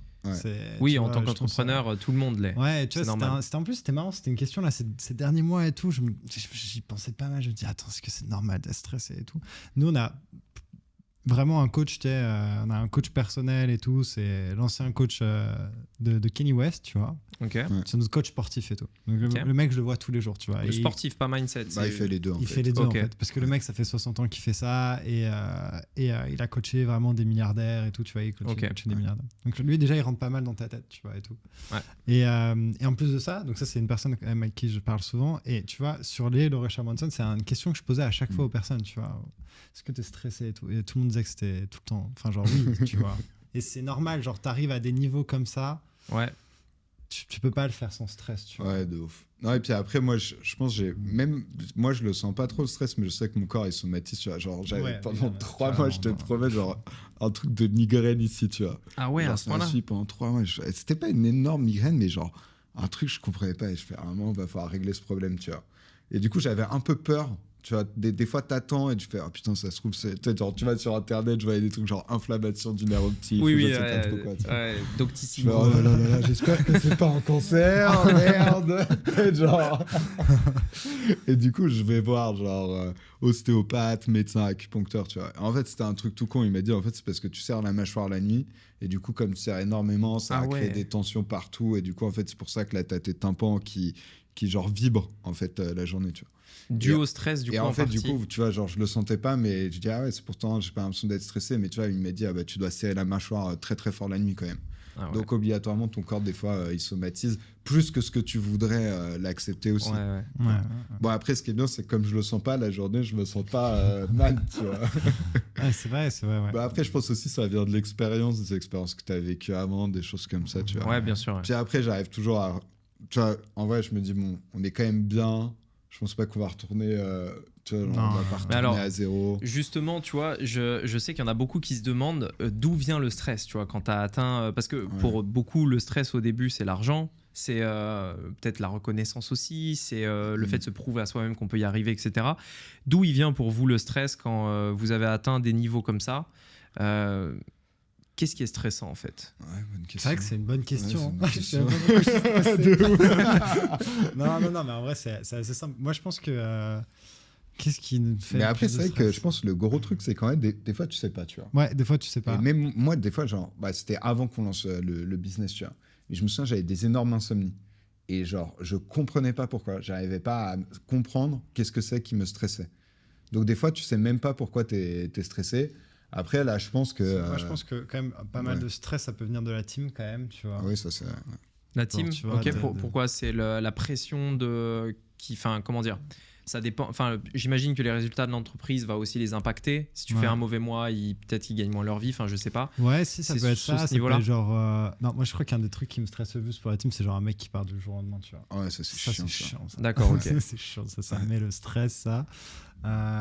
Sinon, Ouais, je dirais que c'est les plus gros trucs, c'est ça, ou genre des mésententes, des choses comme ça. En fait, après, c'est vrai que c'est relou où tu dis, genre, le business, il peut aller, tu vois, genre, il peut être vachement impacté par ça. C'est chiant. Non, après, sur les États-Unis, c'est, tu vois, au début, on perdait de l'argent. Du coup, ça, c'était quand même stressant, ça. Ça, c'était un peu chiant. Mais après, ce qu'il y a, c'est qu'en vrai, à chaque fois, on est hyper confiant dans notre capacité, tu vois, à trouver des solutions. Et de toute façon, on la trouvera tout le temps. Mon coach, il me dit tout le temps, if there is a will, there is a way. Et tu vois, je trouve que ça résume pas mal enfin, genre la manière dont on fait, tu vois. Donc, en vrai, il nous dit, tu vois, il prend vraiment l'analogie du mur où, tu vois, tu tapes dedans, et à un moment, il va céder, tu vois. Et c'est en vrai, pour tout ce qu'on fait, c'est un peu de cette manière qu'on fait, tu vois. Donc, on y va un peu comme des bourrins, et à un moment, ça cède. Tu vois, les États-Unis, pendant longtemps, on a perdu de l'argent. Et à un moment, on n'en a pas perdu. Donc ça, c'était la grande victoire. Et après, en plus, en vrai, c'est qu'on n'est pas non plus super stressé. Non. En vrai, tu vois, genre, moi, je vois les mecs qui sont ultra anxieux et tout. Voilà. Mais moi, pour ma part, tu vois, c'est un truc auquel je me suis beaucoup... Enfin, j'ai essayé de vraiment réfléchir parce que j'ai cru aussi à un moment donné que peut-être le business était plus pour moi. Dans le sens... Enfin, pas le business au sens global, au sens ce business-là. Tu sais, moi, j'ai eu des périodes dans ma vie où, tu sais, des fois, j'ai lancé plusieurs activités que j'ai fini par arrêter pour en relancer une autre parce que ça me saoulait et tu fais le tour et t'en as marre. Du coup, ça, c'est un peu stressant parce que tu dois faire vivre ton équipe. Mais pour faire vivre ton équipe, il te faut plus de clients. Mais ces clients-là, tu n'as plus envie de les avoir. Donc, tu es un peu dans un mood un peu stressant. Moi, c'était le truc peut-être qui me stressait le plus. Et ce truc de se dire, en fait, ce gap entre là où tu veux être et là où tu es. Et en tant qu'entrepreneur, bah, tu n'es jamais vraiment là où tu veux être, puisqu'à chaque fois que tu l'atteins, tu as un autre endroit où tu veux être. Et il y a ce stress en mode, tu vois, est-ce que je vais y arriver? Enfin, c'est pas est-ce que je vais y arriver, mais c'est plus quand, tu vois. Quand est-ce que ça va arriver, tu vois? Et quand tu es au jour le jour, tu vois, tu dépenses un peu plus en ads. Putain, merde, aujourd'hui, on n'a pas gagné d'argent, etc. Je pense que tu as mieux résumé le stress qu'on a que nous, en fait. C'est exactement ça. Hein. C'est clairement ça. C'est ça, vous reconnaissez dans ce que je dis? Je pense que c'est vrai que c'est pas mal lié 100%. à ça. C'est vrai qu'il y a des jours où il n'y a pas de vente. C'est pas que ça me stresse, mais c'est chiant. Tu vois. C'est chiant, c'est ça. C'est une pression un peu mentale. Tu vois, tu sais que tu dépenses de l'ads et ça peut être un peu plus stressant. Non, c'est clair. T'es stressé du coup, toi ou... Moi, ça va, je suis pas trop stressé. Mais je pense que je devrais me mettre en plus grosse situation de stress. Parce que, en fait, j'ai beaucoup travaillé sur cet aspect-là, en essayant de retirer le stress. Et j'ai eu une période de ma vie, je dirais, de plusieurs mois dans lesquels je me disais, je fais du business, mais à quoi ça sert si je suis stressé, tu vois? Et je me suis dit, j'ai envie de kiffer, et j'ai envie de profiter aussi de ce que j'ai fait. Et je pense qu'il y a un moyen pour développer ce business en profitant. Et pas en étant stressé au quotidien, tu vois, c'est-à-dire profiter du chemin plutôt qu'uniquement de l'arrivée, mais il n'y a jamais d'arrivée en réalité. Et donc, du coup, j'ai réduit à fond mon stress. Je me suis dit, OK, on stabilise un petit peu, on a les équipes, ça marche bien, on maximise au final le profit parce que quand tu n'es pas en croissance, tu es en max profit, tu vois, tu stabilises, donc tu es bien. Mais par contre, le revers de médaille, c'est que tu ne crois pas en fait. Tu vois, c'est que pour moi, la croissance apporte du stress de base. Parce que tu clairement. oses, tu tentes des trucs, tu te remets en question tout le temps. Et indirectement, en fait, le fait de pas croître crée du stress. Donc, du coup en fait, tu es dans un cercle où tu peux pas t'arrêter, quoi. Ouais, Mais, c'est vrai que ça fait pas Moi, mal, je pense que ça dépend ce que tu optimises, tu vois. Parce que nous, en vrai, si on voulait optimiser business lifestyle, c'est très bien ce qu'on ferait. Et genre, le business, il cracherait bien du cash, bien du profit nickel. Ouais. Ce qu'il y a, c'est que moi, je me dis, j'ai 23 ans, qu'est-ce que je vais faire, tu vois. Ouais, mais c'est ça, en fait. C'est ça. Si tu dis qu'est-ce que tu vas faire le reste de ta vie, Ouais, tu vois, du coup, là, je me dis, je suis plus dans une saison où, vas-y, on essaie de pousser la machine à fond, quoi. Ouais. Et donc, du coup, ça apporte du stress. Donc, c'est un truc que vous acceptez aujourd'hui. Enfin, la petite dose, on va dire. Ouais, après, en vrai, moi, pour le coup, j'avais mon serrage dedans, tu vois. Mais sinon, Tu t'es pété le ligament il y a pas longtemps, quand je me aussi. suis Hein. cassé le ligament croisé. C'est vrai que, tu sais, t'as des fois des petits accidents comme ça où tu te dis, ouais, c'est vrai que mon corps parle quand même. Ouais, carrément. Mais après, moi, ce dont je suis content, et tu vois, un truc par exemple que je sacrifierais jamais, c'est que là, quand on a vu ces milliardaires, t'en as, ouais, tu sentais qu'ils y avaient laissé leur trip quand même. Ouais, C'est-à-dire, genre, les mecs, Too much. Ils sont business. c'est-à-dire, ils ont genre 10 ans de plus que ce qu'ils ont en vrai. Tu vois, le mec, il a 40 ans, t'as l'impression qu'il en a 50. Ouais. Même là, parmi les jeunes, genre, le mec, il avait 25 ans, t'as l'impression, genre, il était plus jeune que moi, t'as l'impression qu'il était plus vieux. C'était chaud. Genre, tu voyais sa tête à 20 ans et tu le vois à 20 ans, tu fais, qu'est-ce qui s'est passé? Lui, c'était stylé parce qu'en fait, il avait une monopole sur. Tu sais, quand t'achètes des genres de cups, tu sais, à l'intérieur, des cups en carton, pour Ouais. pas que l'eau s'infile dans le carton, t'as un espèce de produit, tu vois, chimique. Ok. Et lui, il avait la plus grosse boîte de ça, tu vois. Donc, un énorme truc, genre. Il Putain, avait c'est levé sur Shark Tank et tout. Ouais. Et 25 ans, mais waouh. T'as l'impression qu'il avait Le pauvre 40 ans. David, genre, et il avait était 40 super ans. sympa. Mais moi, ça, c'est des sacrifices, jamais de la vie, j'irais le faire. Et surtout que je pense, en fait, t'as pas besoin de le faire. Ouais. Toi, tu prends un mec Ouais. comme Branson, c'est ça qui est incroyable. Ouais. Le gars, on est arrivé sur son île, il faisait du kitesurf. Une heure après, il jouait au tennis. Il a 75 ans, il est super fit. Ouais, Il ouais, est trop c'était ouf, sympa. ça. T'as l'impression qu'il est toujours content. Tu vois, ça, je trouve, du coup, c'est bien. Ça, Moi, c'est le rôle. j'irais jamais sacrifier. Mais tu ma vois, santé, d'ailleurs, tu c'est Bronson, c'est genre un des premiers trucs qu'il nous a dit, tu vois. Il nous a dit put yourself first. Ouais. Donc, vraiment, genre BLC et tout, ça, c'était des gros trucs, tu vois. Vous arrivez à le faire aujourd'hui ce Ouais, truc-là Ouais, franchement, franchement, jamais ouais. été aussi healthy. Puis tu vois, genre, il y a des valeurs, genre, moi, je sais que la famille, c'est hyper, hyper important. Ouais. Putain, le mec là qui était producteur de TRT, waouh. Genre, sa femme était à côté. Et genre, je sais pas, j'avais capté avec sa femme qu'il avait 2 enfants, tu vois. Le mec m'en a pas parlé une seule fois et tout. Même quand je lui disais, Ah tu ouais. fais quoi dans ta vie perso, tu fais quoi, tu vois. Moi, genre, c'est pas Ouais. du tout, ça m'inspire pas du tout. Mais c'est vrai que à chaque fois, je me dis, putain, mais Branson, c'est incroyable ce qu'il a réussi à faire. Mais tu sais que Branson, on dit que c'est le milliardaire que tous les milliardaires ont envie d'être. Ouais. Ah ouais. Parce que ouais, le mec, il kiffe. Genre, ouais, c'est vrai que c'est impressionnant. Mais Ouais, d'ailleurs, tu sais, il nous l'a dit genre, impressionnant. dans les trucs, genre pendant le Q&A, have fun, tu vois. Ouais. C'est un Mm. truc Don't take life. Très difficile, social d'ailleurs. aussi. très... Ah. Ouais, Ouais, de ouf. quand tu entreprends et que tu es dans cette période où tu veux aller plus loin, très difficile. Hein. Ouais. Ouais. Non, de ouf. Et vous arrivez à déconnecter un peu aussi de temps en temps? Ouais. Moi, je me suis pas mal posé la question, mais en fait, je me suis dit, moi, ça me dérange pas trop de pas déconnecter. Tu vois. Après, des fois, j'avoue, d'être genre, quand t'as des gros problèmes, enfin, c'est pas des gros problèmes, mais tu sais, des problèmes où tu trouves pas la solution, moi, ça me le fait souvent quand même. Genre, la nuit, tu te réveilles et direct, t'y penses, tu vois. Ouais, et du coup, des ouais. fois, ça t'empêche de te rendormir. Donc, ça, c'est un petit peu relou. Ça, j'aimerais bien réussir, genre, tu vois, à moins avoir ce truc-là. Mais Ok. sinon, en vrai, non, moi, ça me dérange.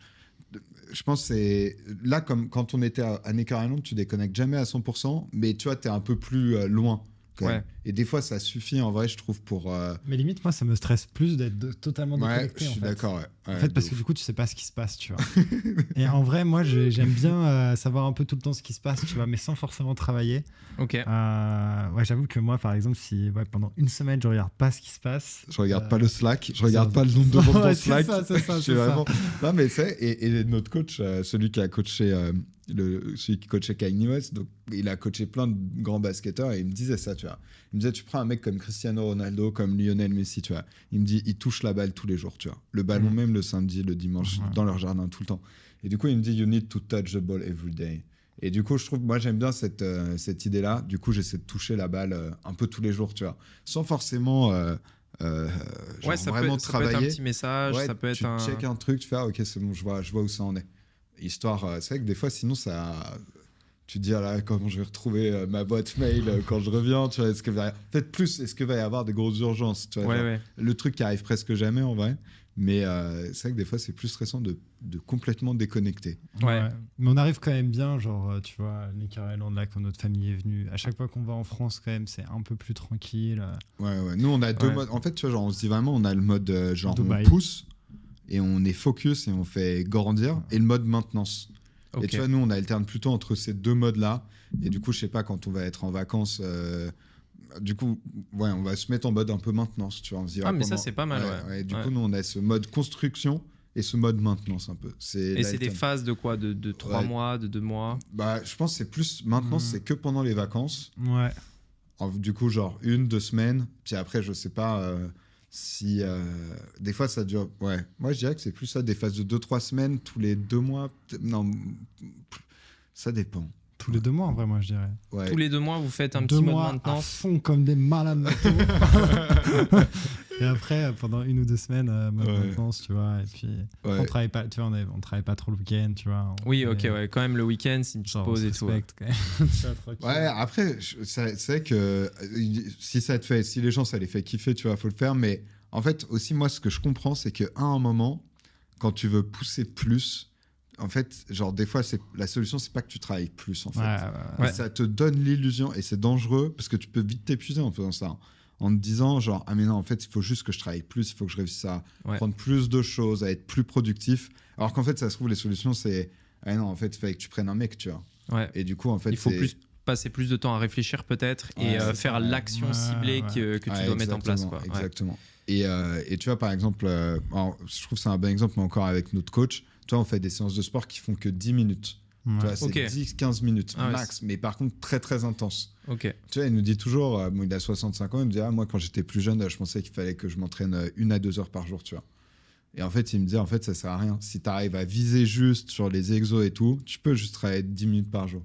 Enfin, tu peux t'exercer 10 minutes par jour. Vraiment focus. Vraiment focus. Et du coup, des fois, je me dis, ok, vas-y, c'est quoi mes 10 minutes c'est jamais 10 minutes par jour, tu vois, mais c'est quoi vraiment, genre, le 80-20 ? Tu vois, il y a toujours un 80. Parce que finalement, c'est facile de passer genre 12 heures par jour à travailler, à faire des trucs comme ça. Tu peux vite te laisser exactement. prendre. Mais du coup, vas-y, c'est quoi? Et ça, c'est vrai que c'est... Et Sam Altman, il avait écrit un article là-dessus sur comment être plus productif. Et en fait, il expliquait genre, en fait, le secret de la productivité, c'est de trouver la bonne chose sur laquelle travailler. Tu vois, et tout le reste, genre, je sais pas, les techniques de Pomodoro, de je sais pas trop quoi, tu vois. C'est un peu bullshit. C'est un truc sur lequel on essaie pas mal de travailler en ce moment, d'avoir plus de rôle un peu moins opérationnel, tu vois, parfois. Je pense que ça, c'est un rôle, on a essayé de plus en plus le faire, tu vois. Ouais, parce que des fois, c'est pas tant du temps que ça te prend, mais de l'espace mental. En fait, moi, j'ai capté qu'à un moment, tu peux pas réfléchir à 2 choses en même temps. Toi, tu peux avoir qu'une seule pensée en tête. Ouais, bien sûr. Et du coup, est-ce que ton problème, tu as envie que ce soit genre, je sais pas comment est-ce qu'on montait le vidéo ou quoi, ou genre vraiment comment je fais. Toi, j'aimerais bien avoir plus de temps pour me dire comment je fais pour aller à 10 millions par an, tu vois. Des trucs comme ça. Moins dans les petites tâches, on va dire. Ok. Et donc, aujourd'hui, peut-être un peu plus délégation pour vous libérer du temps. Et donc, management, etc., c'est ce que vous disiez tout à l'heure, quoi. Ce serait un petit peu plus ça la phase pour pouvoir se remettre dans la sauce sur les États-Unis, tu vois. Et après, c'est un peu ça notre game. Genre, on s'enlève de l'opérationnel, puis après on se remet dedans, puis après on s'enlève, après on se remet dedans, tu vois. Et moi, ce que j'ai trouvé en m'enlevant de l'opérationnel, c'est que sur certaines tâches, je me suis rendu compte aussi de ce que j'aimais faire.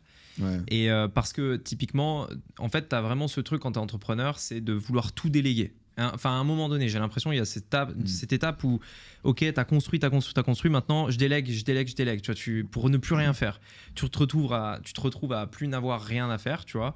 Et moi, c'est là où je me suis rendu compte des trucs que j'aimais vraiment faire. Et parce que quand je les avais enlevés, en fait, je me disais, mais en fait, ça me saoule ce que je suis en train de faire là, mon business, ça me saoule. Ce truc-là, j'aimais le faire, je l'ai enlevé et du coup, ça me manque, entre guillemets. Tu vois.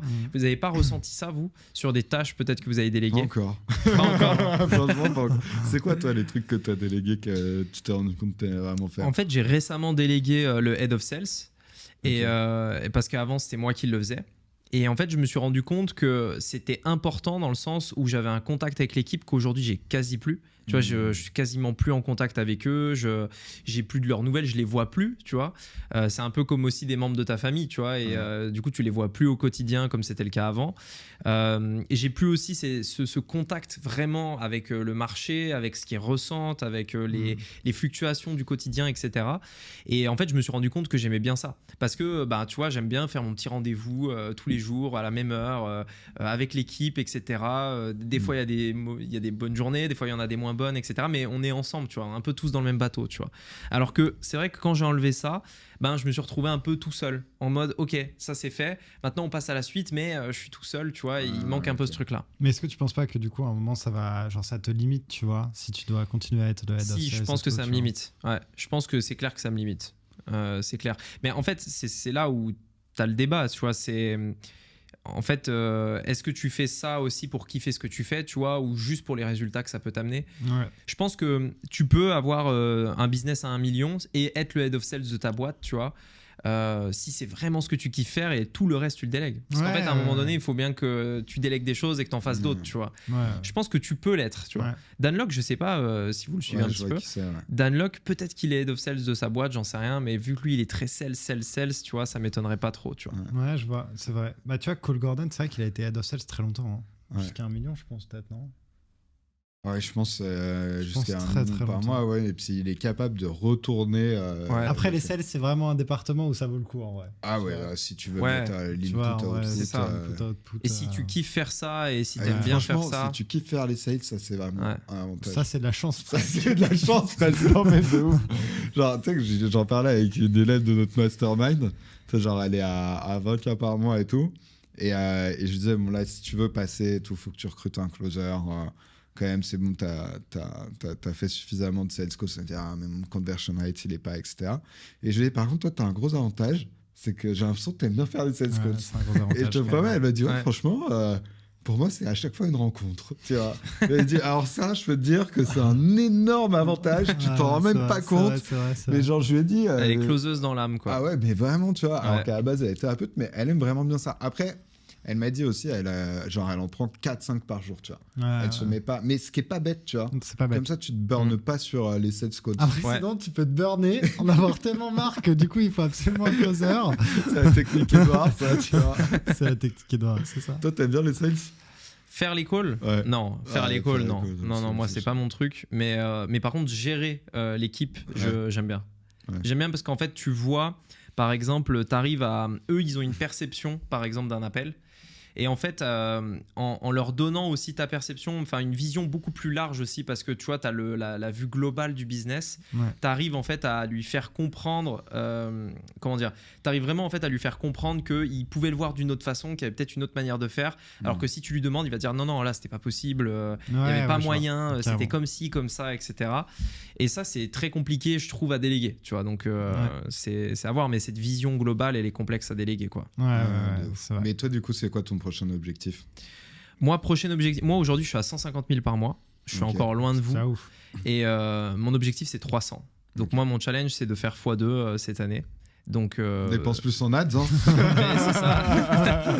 Faut dire C'est la ça. solution, c'est plus d'ads. Non, mais c'est clair. En vrai, c'est ça. C'est ce que j'essaye de faire. Maintenant, j'arrive à le faire. Et puis, tu vois, c'était pas tout à fait rentable quand tu scales. Et donc, tu reviens un petit peu en arrière. Des fois, tu dois renouveler ton ads. Donc, ça reprend un peu plus de temps. Tu te remets dans une... Enfin, voilà. Donc, c'est un peu long, mais voilà.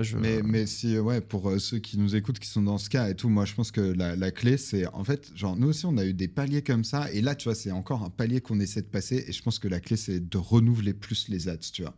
De faire des montages dans tous les sens. Et tu sais, je sais pas si tu connais Vishred, qui Non. font des ads, tu vois.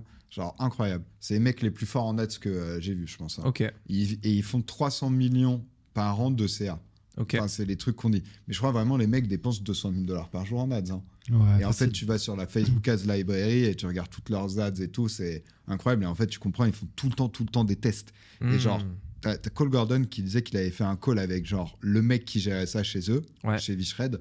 Et en fait, les gars, ils font des tests tout le temps. Mais je perds. Et en fait, ils vont avoir une ads gagnante et ils vont faire genre plein de variations. Tu vois, et du coup, en fait, c'est plus genre construire la team qui va te permettre de réussir à faire ça. Parce que nous, pendant longtemps, on s'est dit, vas-y, on a besoin d'un nouveau super winner, de choses comme ça, ce qui est vrai. Mais en fait, des fois, ton nouveau super winner, ça va être une variation juste d'un de tes winners, tu vois, et que tu n'as pas besoin de réinventer la roue, etc. Parce que donc pour vous, ce serait vraiment donc plus de budget et des nouvelles ads pour aller avec ce budget au final. Ouais, c'est ça. Et du coup, en fait, pouvoir... Tu vois, je sais pas combien tu fais de variations d'ads par semaine. Par semaine, moi j'en fais pas des nouvelles par semaine. Voilà, tu vois, genre nous, on a dit je dis aux mecs qui s'en occupent dans notre team, j'ai dit, franchement les gars, toutes les semaines, au moins 5. Faites-moi au moins 5 variations d'ads, tu vois. Et on n'arrive pas encore à le faire toutes les fois, ce qui je pense est une des raisons pour laquelle on scale pas plus, tu vois. Mais on en discutait avec Cole, tu vois, et c'est la première question qu'il nous a posée quand, ou qu'il te poserait quand tu dis ok, j'arrive pas à scaler les ads. Il va dire ok, mais tu fais combien de variations par semaine? Et tu vois, lui, il en fait, je sais pas, genre 20. Tu vois, donc en fait, c'est ça. Il dit, enfin, nous, ce qu'on comprend aussi, c'est un peu genre pay and du spray. Tu vois, en plus, tu vas faire des genres, tu vas prendre le hook de machin, le body de truc, et tu fais des variations dans tous les sens qu'on un peu ni queue ni tête au début, tu as l'impression. Et puis en fait, genre, ça va te permettre de faire de doubler tes ads. Et en fait, c'est ça la solution. C'est genre de réussir à dépenser, enfin le mindset un peu. Je dis pas que c'est que ça. Oui, ça va. Je trouve que quand tu passes un palier, après c'est bon. Ouais, non, mais je disais le mindset sur les ads, c'est vraiment comment est-ce que je peux réussir à dépenser le plus possible, tu vois. Et bah après, moi, ce mindset, je l'ai, tu vois. Des fois, en fait, tu lances, je sais pas, 20 campagnes, elles sont pas ouf, du coup, tu rebaisses. Enfin, voilà.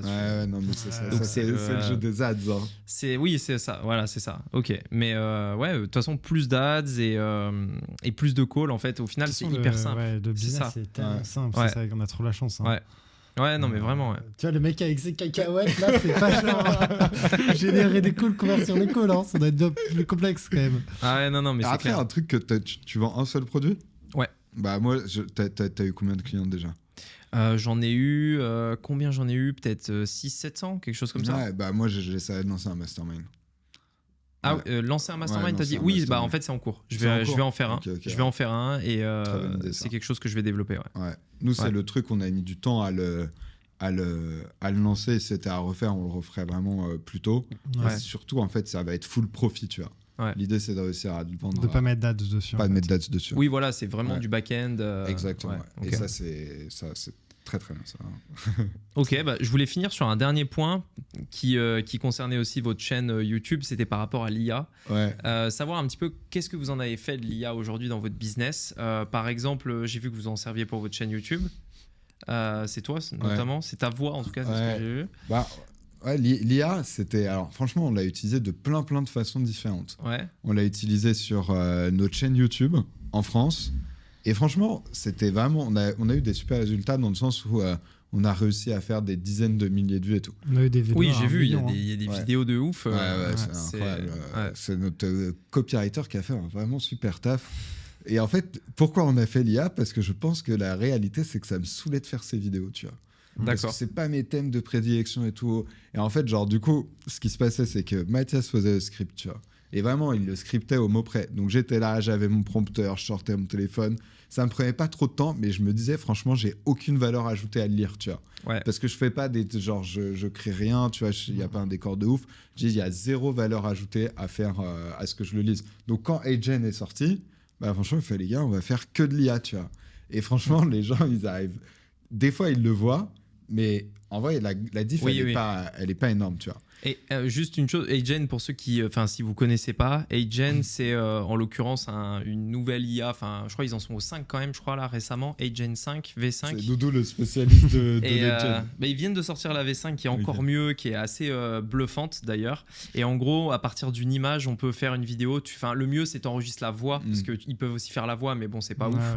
T'enregistres ta voix et ça fait une vidéo, etc. Voilà. C'est un peu cramé si tu le sais, mais si tu le sais pas, franchement, de toute façon, on l'a vu que vous faites sur vos vidéos, à mon avis. Et après, ce qui est énorme, c'est qu'on l'a utilisé pour les ads en France. Donc, il y a des ads où c'est vraiment genre de Legend. Et en fait, ce qui est énorme, c'est en plus un de nos super potes. Genre, il a vu une de mes dernières ads. Il dit, franchement, ton ad, ça se voit que c'est tourné à l'IA, tu vois. Et je dis, mais quel ads? Et en fait, c'était la seule ads depuis genre 6 mois que j'avais faite moi-même. Tu vois, et je te promets, il m'a dit genre, franchement, ton IA, elle a plus de charisme. Ouais, il m'a dit, ton IA, elle a plus de charisme que toi. Elle dit, franchement, tu parles moins bien que ton avatar, tu vois. Putain, c'est Donc, incroyable. alors que c'est un pote, genre on le voit tous les jours et il nous connaît super bien. Donc je me dis, c'est quand même très puissant. Ouais. Donc on l'a beaucoup utilisé sur les ads en Aujourd'hui France. encore, vous le faites Franchement, Ouais, donc du coup, ça, beaucoup. c'est un gros plus. C'est quelque chose auquel j'avais réfléchi. Pour toutes les personnes qui font des pubs et tout, tu mets de l'IA dans tes ads et t'automatises à fond ton business. Et après, là où nous, ça a été aussi sur les États-Unis, tu vois. Genre, on a pris toutes nos ads winner en France. Tu même traduis celle en où anglais. ma mère, elle parle, tu vois, en français. Et on avait fait avec la voix anglaise. Ça marche trop bien. Et ça nous donnait vraiment des coups par lead vraiment bien, quoi. Ouais. C'est incroyable. Puis t'as des énormes dingueries qui commencent à arriver. Moi, je connais un mec Vous auriez qui... pu le faire avec la formation, même au final. Eh ben, Alors, oui, c'est un bon point aussi. La formation, j'ai commencé, je l'ai fait tout seul, tu vois. J'ai un petit accent français. Sauf que ce qui s'est passé, c'est qu'il y a certaines personnes, du coup, elles ont commencé à dire, ah, ils parlent français, on comprend rien, tu vois. Bon, alors ouais, tu vois, genre, je pense qu'il y a des personnes, tu vois, des fois, ils achètent ton programme, ils sont genre comme ça, Mm. et du coup, ils vont trouver une petite faille, et les ricains sont un peu relous avec les accents, tu vois. Ils sont très relous Ouais, même. ils sont très relous. Ah tu ouais, vois. genre, comment ça, genre ils aiment pas, ils veulent un vrai américain, En fait, accent c'est américain. vraiment, non, ils comprennent pas si ton accent, il est pas vraiment bon. Ouais. Tu vois, genre. Ah, ils comprennent truc pas. Tout con. Genre, tu vois, là, quand on était chez Necker Island, je parlais avec une fille et je lui ai dit, ah ouais, do you know some events? Tu vois. Elle me dit, what? Do you know some events?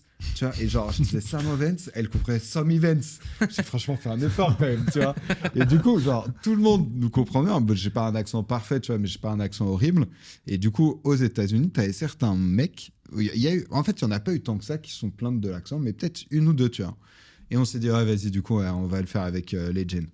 Sauf que le truc n'était pas ultra développé. Et en fait, ce dont je me suis pas rendu compte, c'est qu'on avait pris une IA et en fait, mon accent, apparemment, il changeait d'accent pendant la vidéo. Ah oui, ça j'ai déjà vu. Des Ouais. fois, j'avais l'accent anglais et après, j'avais l'accent australien et après, j'avais l'accent américain, tu vois, et j'avais pas capté. Et du coup, ça faisait un peu fake. Ah Et oui. ça nous a créé des gros problèmes. Gros problème. Des gros Franchement, problèmes. ça, c'est. Tu sais, on a été un peu en mode pirate sur les sites. On s'est dit, vas-y, on commence à vendre alors qu'on n'a même pas le produit. On s'en Ouais. fout, on y va à fond.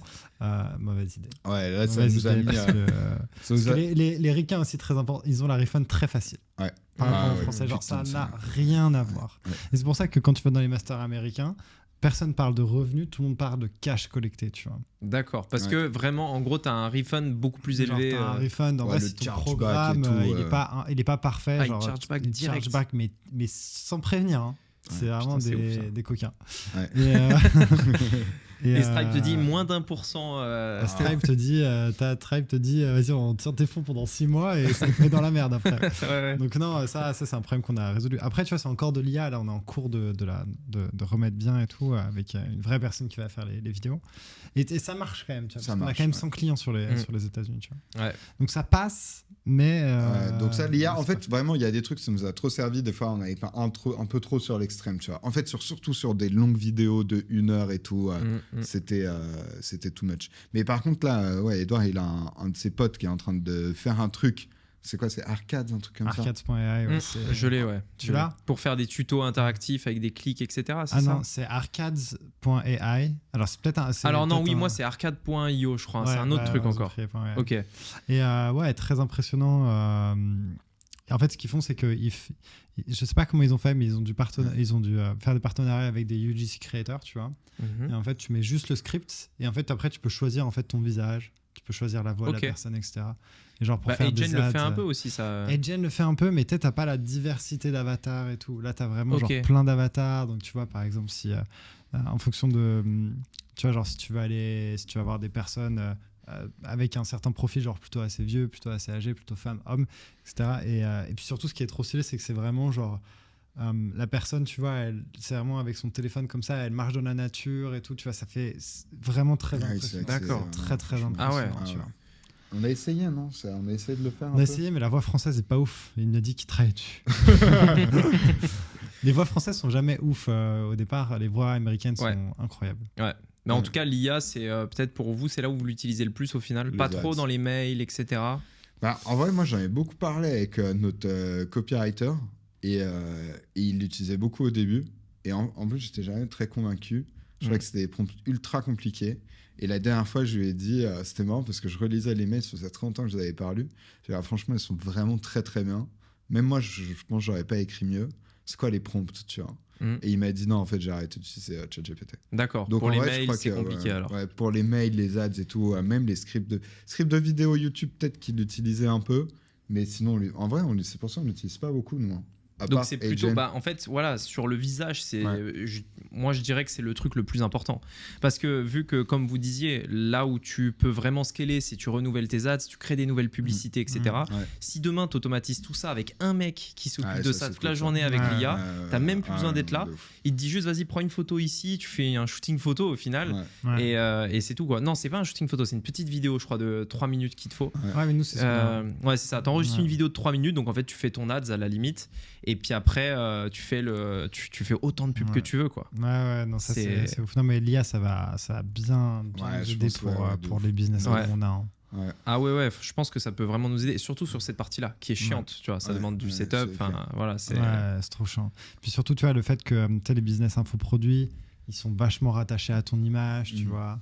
Donc pour le moment, bien sûr, assez compliqué de vendre, tu vois, peut-être que, je sais pas, dans le futur, tu vois, comme ton IA, tu vois, tu pourras faire les vidéos, en fait, sans que tu sois là, ça sera trop de ouf. Donc ça sera ouf. Et alors, du coup, vous avez bougé à Dubaï il y a quoi? Il y a 1 an? Il y a 1 an, ouais. Donc sans transition. Hein. Alors, comment ça se passe? Pourquoi Dubaï? Parce que là, paysage, la plage, le soleil, la nature. Le climat. Non, je pense qu'il y a 3 raisons. Ouais. La première raison, c'est les taxes, tu vois. Ok. La deuxième raison, en vrai, c'est le réseau quand même, qui est vraiment incroyable. Vous en profitez beaucoup à Dubaï? Au départ, on en profitait beaucoup. Au départ, on était vraiment en mode, vas-y, on essaye vraiment de rencontrer un maximum de personnes, etc.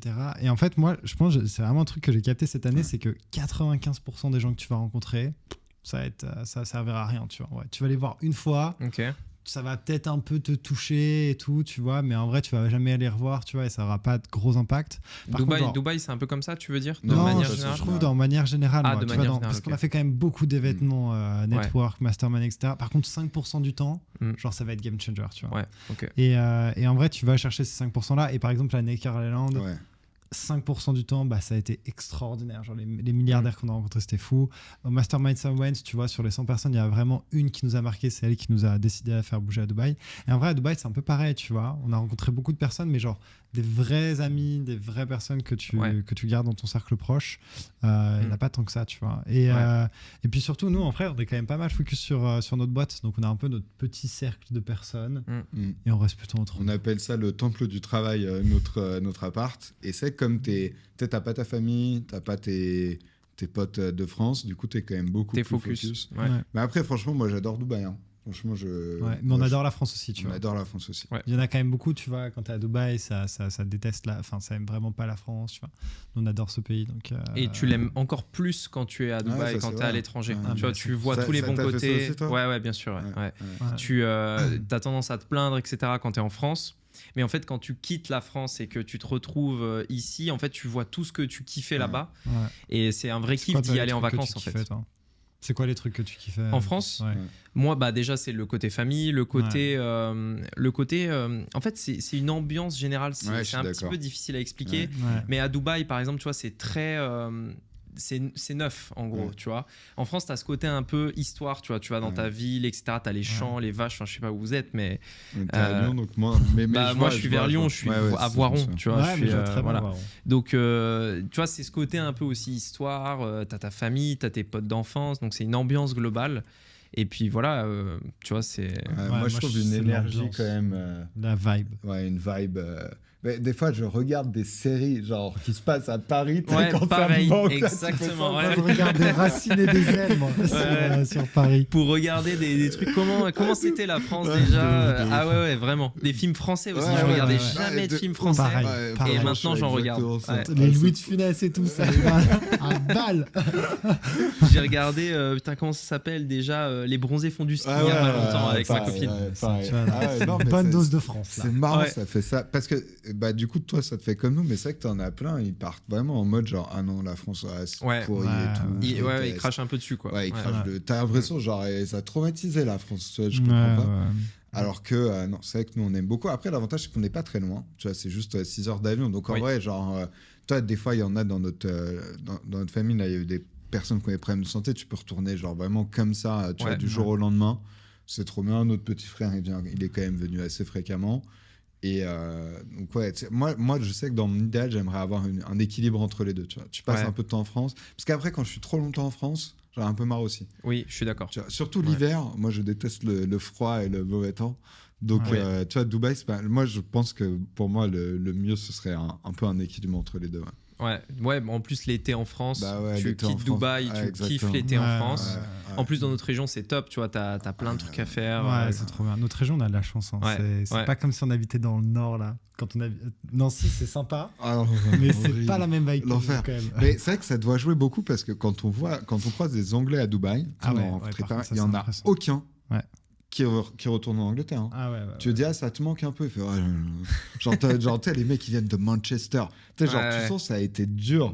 Même dans leur façon de s'exprimer, ils ont l'accent, genre. Tu sens genre les Peaky Blinders. Ouais, c'est vraiment les Peaky Blinders. Non, mais c'est vrai, tu vois. Et tu te dis, genre, les mecs, ils arrivent à Dubaï, c'est genre le paradis sur Terre, quoi. Et les mecs ne retournent pas là-bas. Ils retournent pas au pays. En France, t'as quand même... Toi, genre, nous, cet été, on va en Corse. Je suis trop content d'y aller. Pareil. Oui. Tu vois, genre, non, la France, il y a un truc. Il y a un truc. Bah, cool. Et du coup, vous allez rester un moment à Dubaï. Vous avez des plans. Il n'y a pas de... Alors, je pense que c'est un peu différent pour moi et Edouard. Moi, je me vois bien vraiment, je me dis un peu de France, un peu de Dubaï.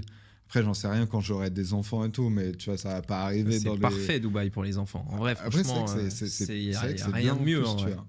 Après, le seul truc, c'est que t'es loin de ta famille, tu vois, pour tes enfants. Ah oui, c'est le seul truc. C'est quand t'es expat, quand t'es expat de manière générale. Non, moi, je me vois bien faire, genre, j'alterne peut-être tous les 3 mois, tu vois, un truc comme ça. Genre, franchement, moi, je pense que ce serait idéal. Edouard, à mon avis, lui, va retourner en France. Non, je sais pas. Non, parce que le gros truc, c'est qu'à Dubaï, je sais pas, il y a une atmosphère où vraiment, ça te rend ambitieux. Tu vois, t'es entouré de... Oui, c'est que tu vois grand. Tu vois grand. Après, je me dis, en France, tu peux faire quand même des belles choses, tu vois. Après, il y a aussi beaucoup les États-Unis, moi, qui m'attirent quand même. Ouais, c'est vrai que les États-Unis. Tu vois, New York, Los Angeles, c'est vraiment... Je vois bien peut-être 6 mois à Dubaï, 3 mois, un truc comme ça. Après, ce qui est incroyable à Dubaï, et je trouve que tu t'en rends compte en voyageant, c'est quand même ce que le Cher de Dubaï a réussi à faire. Incroyable. Incroyable. Genre, c'est propre partout, c'est clean partout. C'est incroyable. C'est safe partout. La qualité du service, genre, même les chauffeurs de taxi, ils te parlent trop bien. Genre, tout est parfait. Et même, du coup, dès que tu voyages autre part, ça fait bizarre, tu vois. Oui. Genre, même quand tu vas aux États-Unis, tu vas à LA. Genre, on était à Miami. Miami, c'est stylé en vrai. C'était vraiment stylé. Mais tu fais, mais genre, Dubaï, c'est 1000 fois mieux. 1000 fois mieux, tu vois. Et du coup, je trouve que c'est vrai que ce qu'il a réussi à faire est assez incroyable. En plus, il peut réussir à nous changer la température l'été, franchement. Alors là, ce serait vraiment chouette. Tu sais qu'ils le font un peu, ils font pleuvoir et tout. Des fois, tu dis, attends, je comprends pas, il pleut aujourd'hui, mais il fait 40 degrés, qu'est-ce qui se passe, tu vois. Il y a les chasseurs de nuages, des trucs comme ça. Les chasseurs de nuages. Tu sais qu'ils s'appellent comme ça, c'est les chasseurs de nuages. Il y a même des rumeurs, tu sais, où genre, je sais pas, il fait amener des icebergs depuis l'Antarctique et tout. Apparemment, il les tire avec des bateaux. Alors, on sait pas à quel point c'est vrai ou pas. Mais je te ferai qu'il y avait bien comme ça. Donc non, franchement, moi je trouve ça, moi j'adore. En plus, là souvent, des fois, je vais voyager un peu autour. T'es trop bien placé avec l'avion. Donc moi, honnêtement, j'ai trouvé que c'était beaucoup mieux que ce que je pensais. Moi, je suis d'accord aussi. C'est la deuxième fois que je viens là et je kiffe vraiment. Mais alors, ce qui est marrant, en France, ils aiment bien taper sur Dubaï. Oui.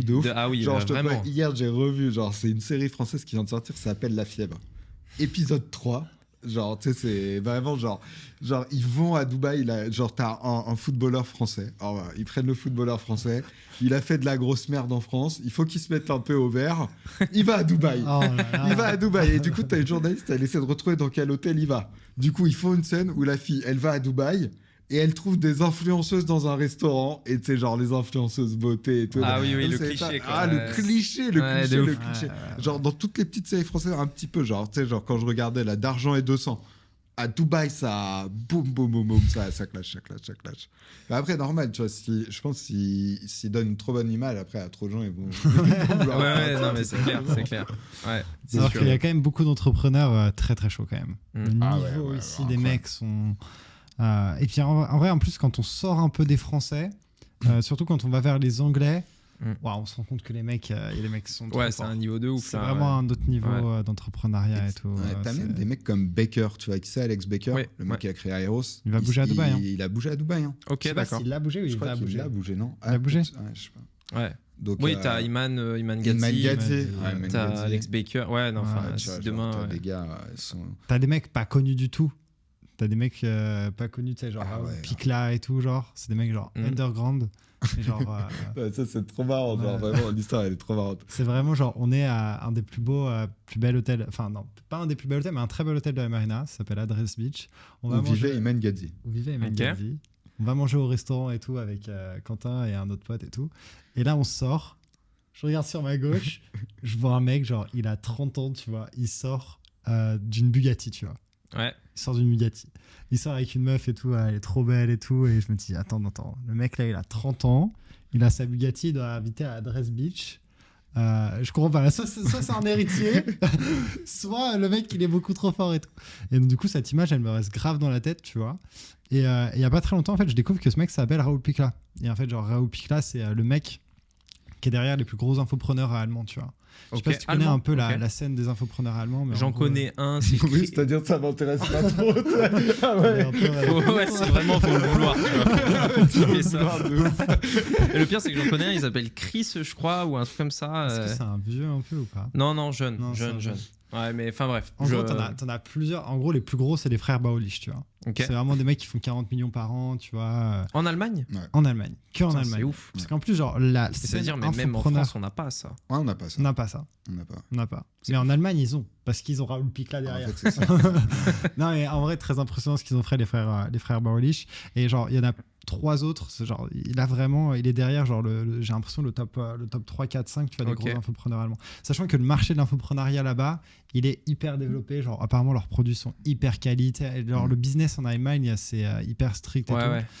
Et il est derrière ça, il est derrière plusieurs processeurs de paiement et tout. Et en fait, j'ai trouvé que c'était le propriétaire de C'est cette le- fameuse Ouais, Bugatti. le mec qui a eu. Non, mais c'est Ouais, vrai, putain, lui- c'est ouf. et dans le podcast qu'il a fait avec Ta Lopez, comme ça, on l'a vu, Ouais. il résumait bien. Il disait: moi, je suis pas un roi, mais je suis un faiseur de rois. Ouais. Tu vois. Mm. Et du coup, c'est vrai que ces mecs-là, bah, tu vois, ils sont à Dubaï et inconnus. Inconnu. Inconnus. Personne ne genre, les connaît. Ouais, c'est un truc de ouf. C'est un truc de ouf, mais tellement chaud.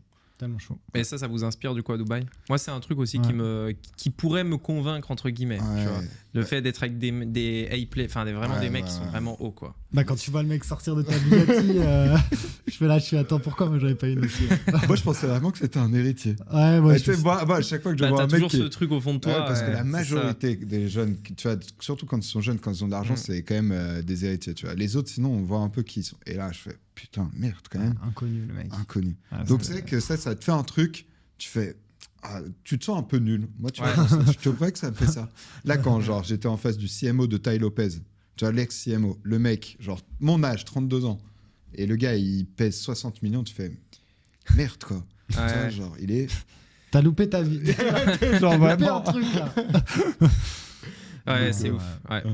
Ok, bah écoutez, de toute façon, on va arriver à la fin du podcast. Merci beaucoup en tout cas. J'ai kiffé aussi discuter avec vous. C'était la première fois qu'on se voyait. Ouais, de Ouais. ouf. On s'était C'était déjà cool. contacté Ouais, c'était plusieurs super fois, cool, donc ouais. c'était un grand plaisir pour moi. Et puis, est-ce que vous voulez laisser un réseau, un truc, où est-ce que les gens peuvent vous retrouver? Ouais, bah franchement, mon Instagram, quentin.mdb, c'est le plus simple pour voir Ok. ce qu'on fait. Et si vous avez des questions, ça m'arrive même de répondre aux questions des gens, même si En je ne DM. les connais pas. Ouais, en DM, franchement, je fais si la question est courte, il faut que la question soit courte. Et des fois, ça m'arrive de répondre. Pas un audio, quoi. Ah non, tout alors, là, sauf c'est- un ah, audio. non, jamais de là, il écoute l'audio, j'écoute même pas. Tu vois. Bah, en Et tout cas, toi, du merci coup, beaucoup, ouais. c'est. Ah, moi c'est Edouard. T'es inconnu. Mais non, C'est non, ok. ouais. Moi je la joue à la Raoul Picla. Ouais, c'est ça. Ouais, Edouard, il aimerait trop être un Raoul Plic là, Ouais, tu vois. ouais, j'ai Il a kiffé pas de envie fou. de briller d'où il veut être le Ouais. mec dans l'ombre. Ouais. Ça peut changer peut-être, ça peut ouais, changer, ouais, ça peut mais, changer. Mais les deux pour le sont bien, en moment, plus, hein. les deux marchent. Donc, Ouais. ouais. Ok, et puis je mettrai le lien aussi de la vidéo qui m'a moi beaucoup inspiré. C'était l'histoire où vous racontez les 99 cas de mémoire. Ça me fait plaisir parce que c'est cool d'avoir des retours. C'est vrai que c'est des vidéos qu'on a fait il y a longtemps. Ouais, Mais c'était trop cool que ça t'inspire. Moi, je ne l'ai pas retrouvée parce que je voulais la retrouver avant ce podcast et je ne l'ai pas retrouvée. Donc, vérifiez que vous ne l'aviez pas mis en... team, les gars. 100%. Non, mais c'est sûr, je pense que ça Ok. Je la mettrai. Peut-être changer les thumbnails. C'est peut-être un truc comme ça. Ah, peut-être. Ok. Bon, en tout cas, merci beaucoup. Et puis, c'était un grand plaisir. Et puis, voilà, on se reverra peut-être un jour à Dubaï alors. Ouais, évidemment. Merci beaucoup. À plus.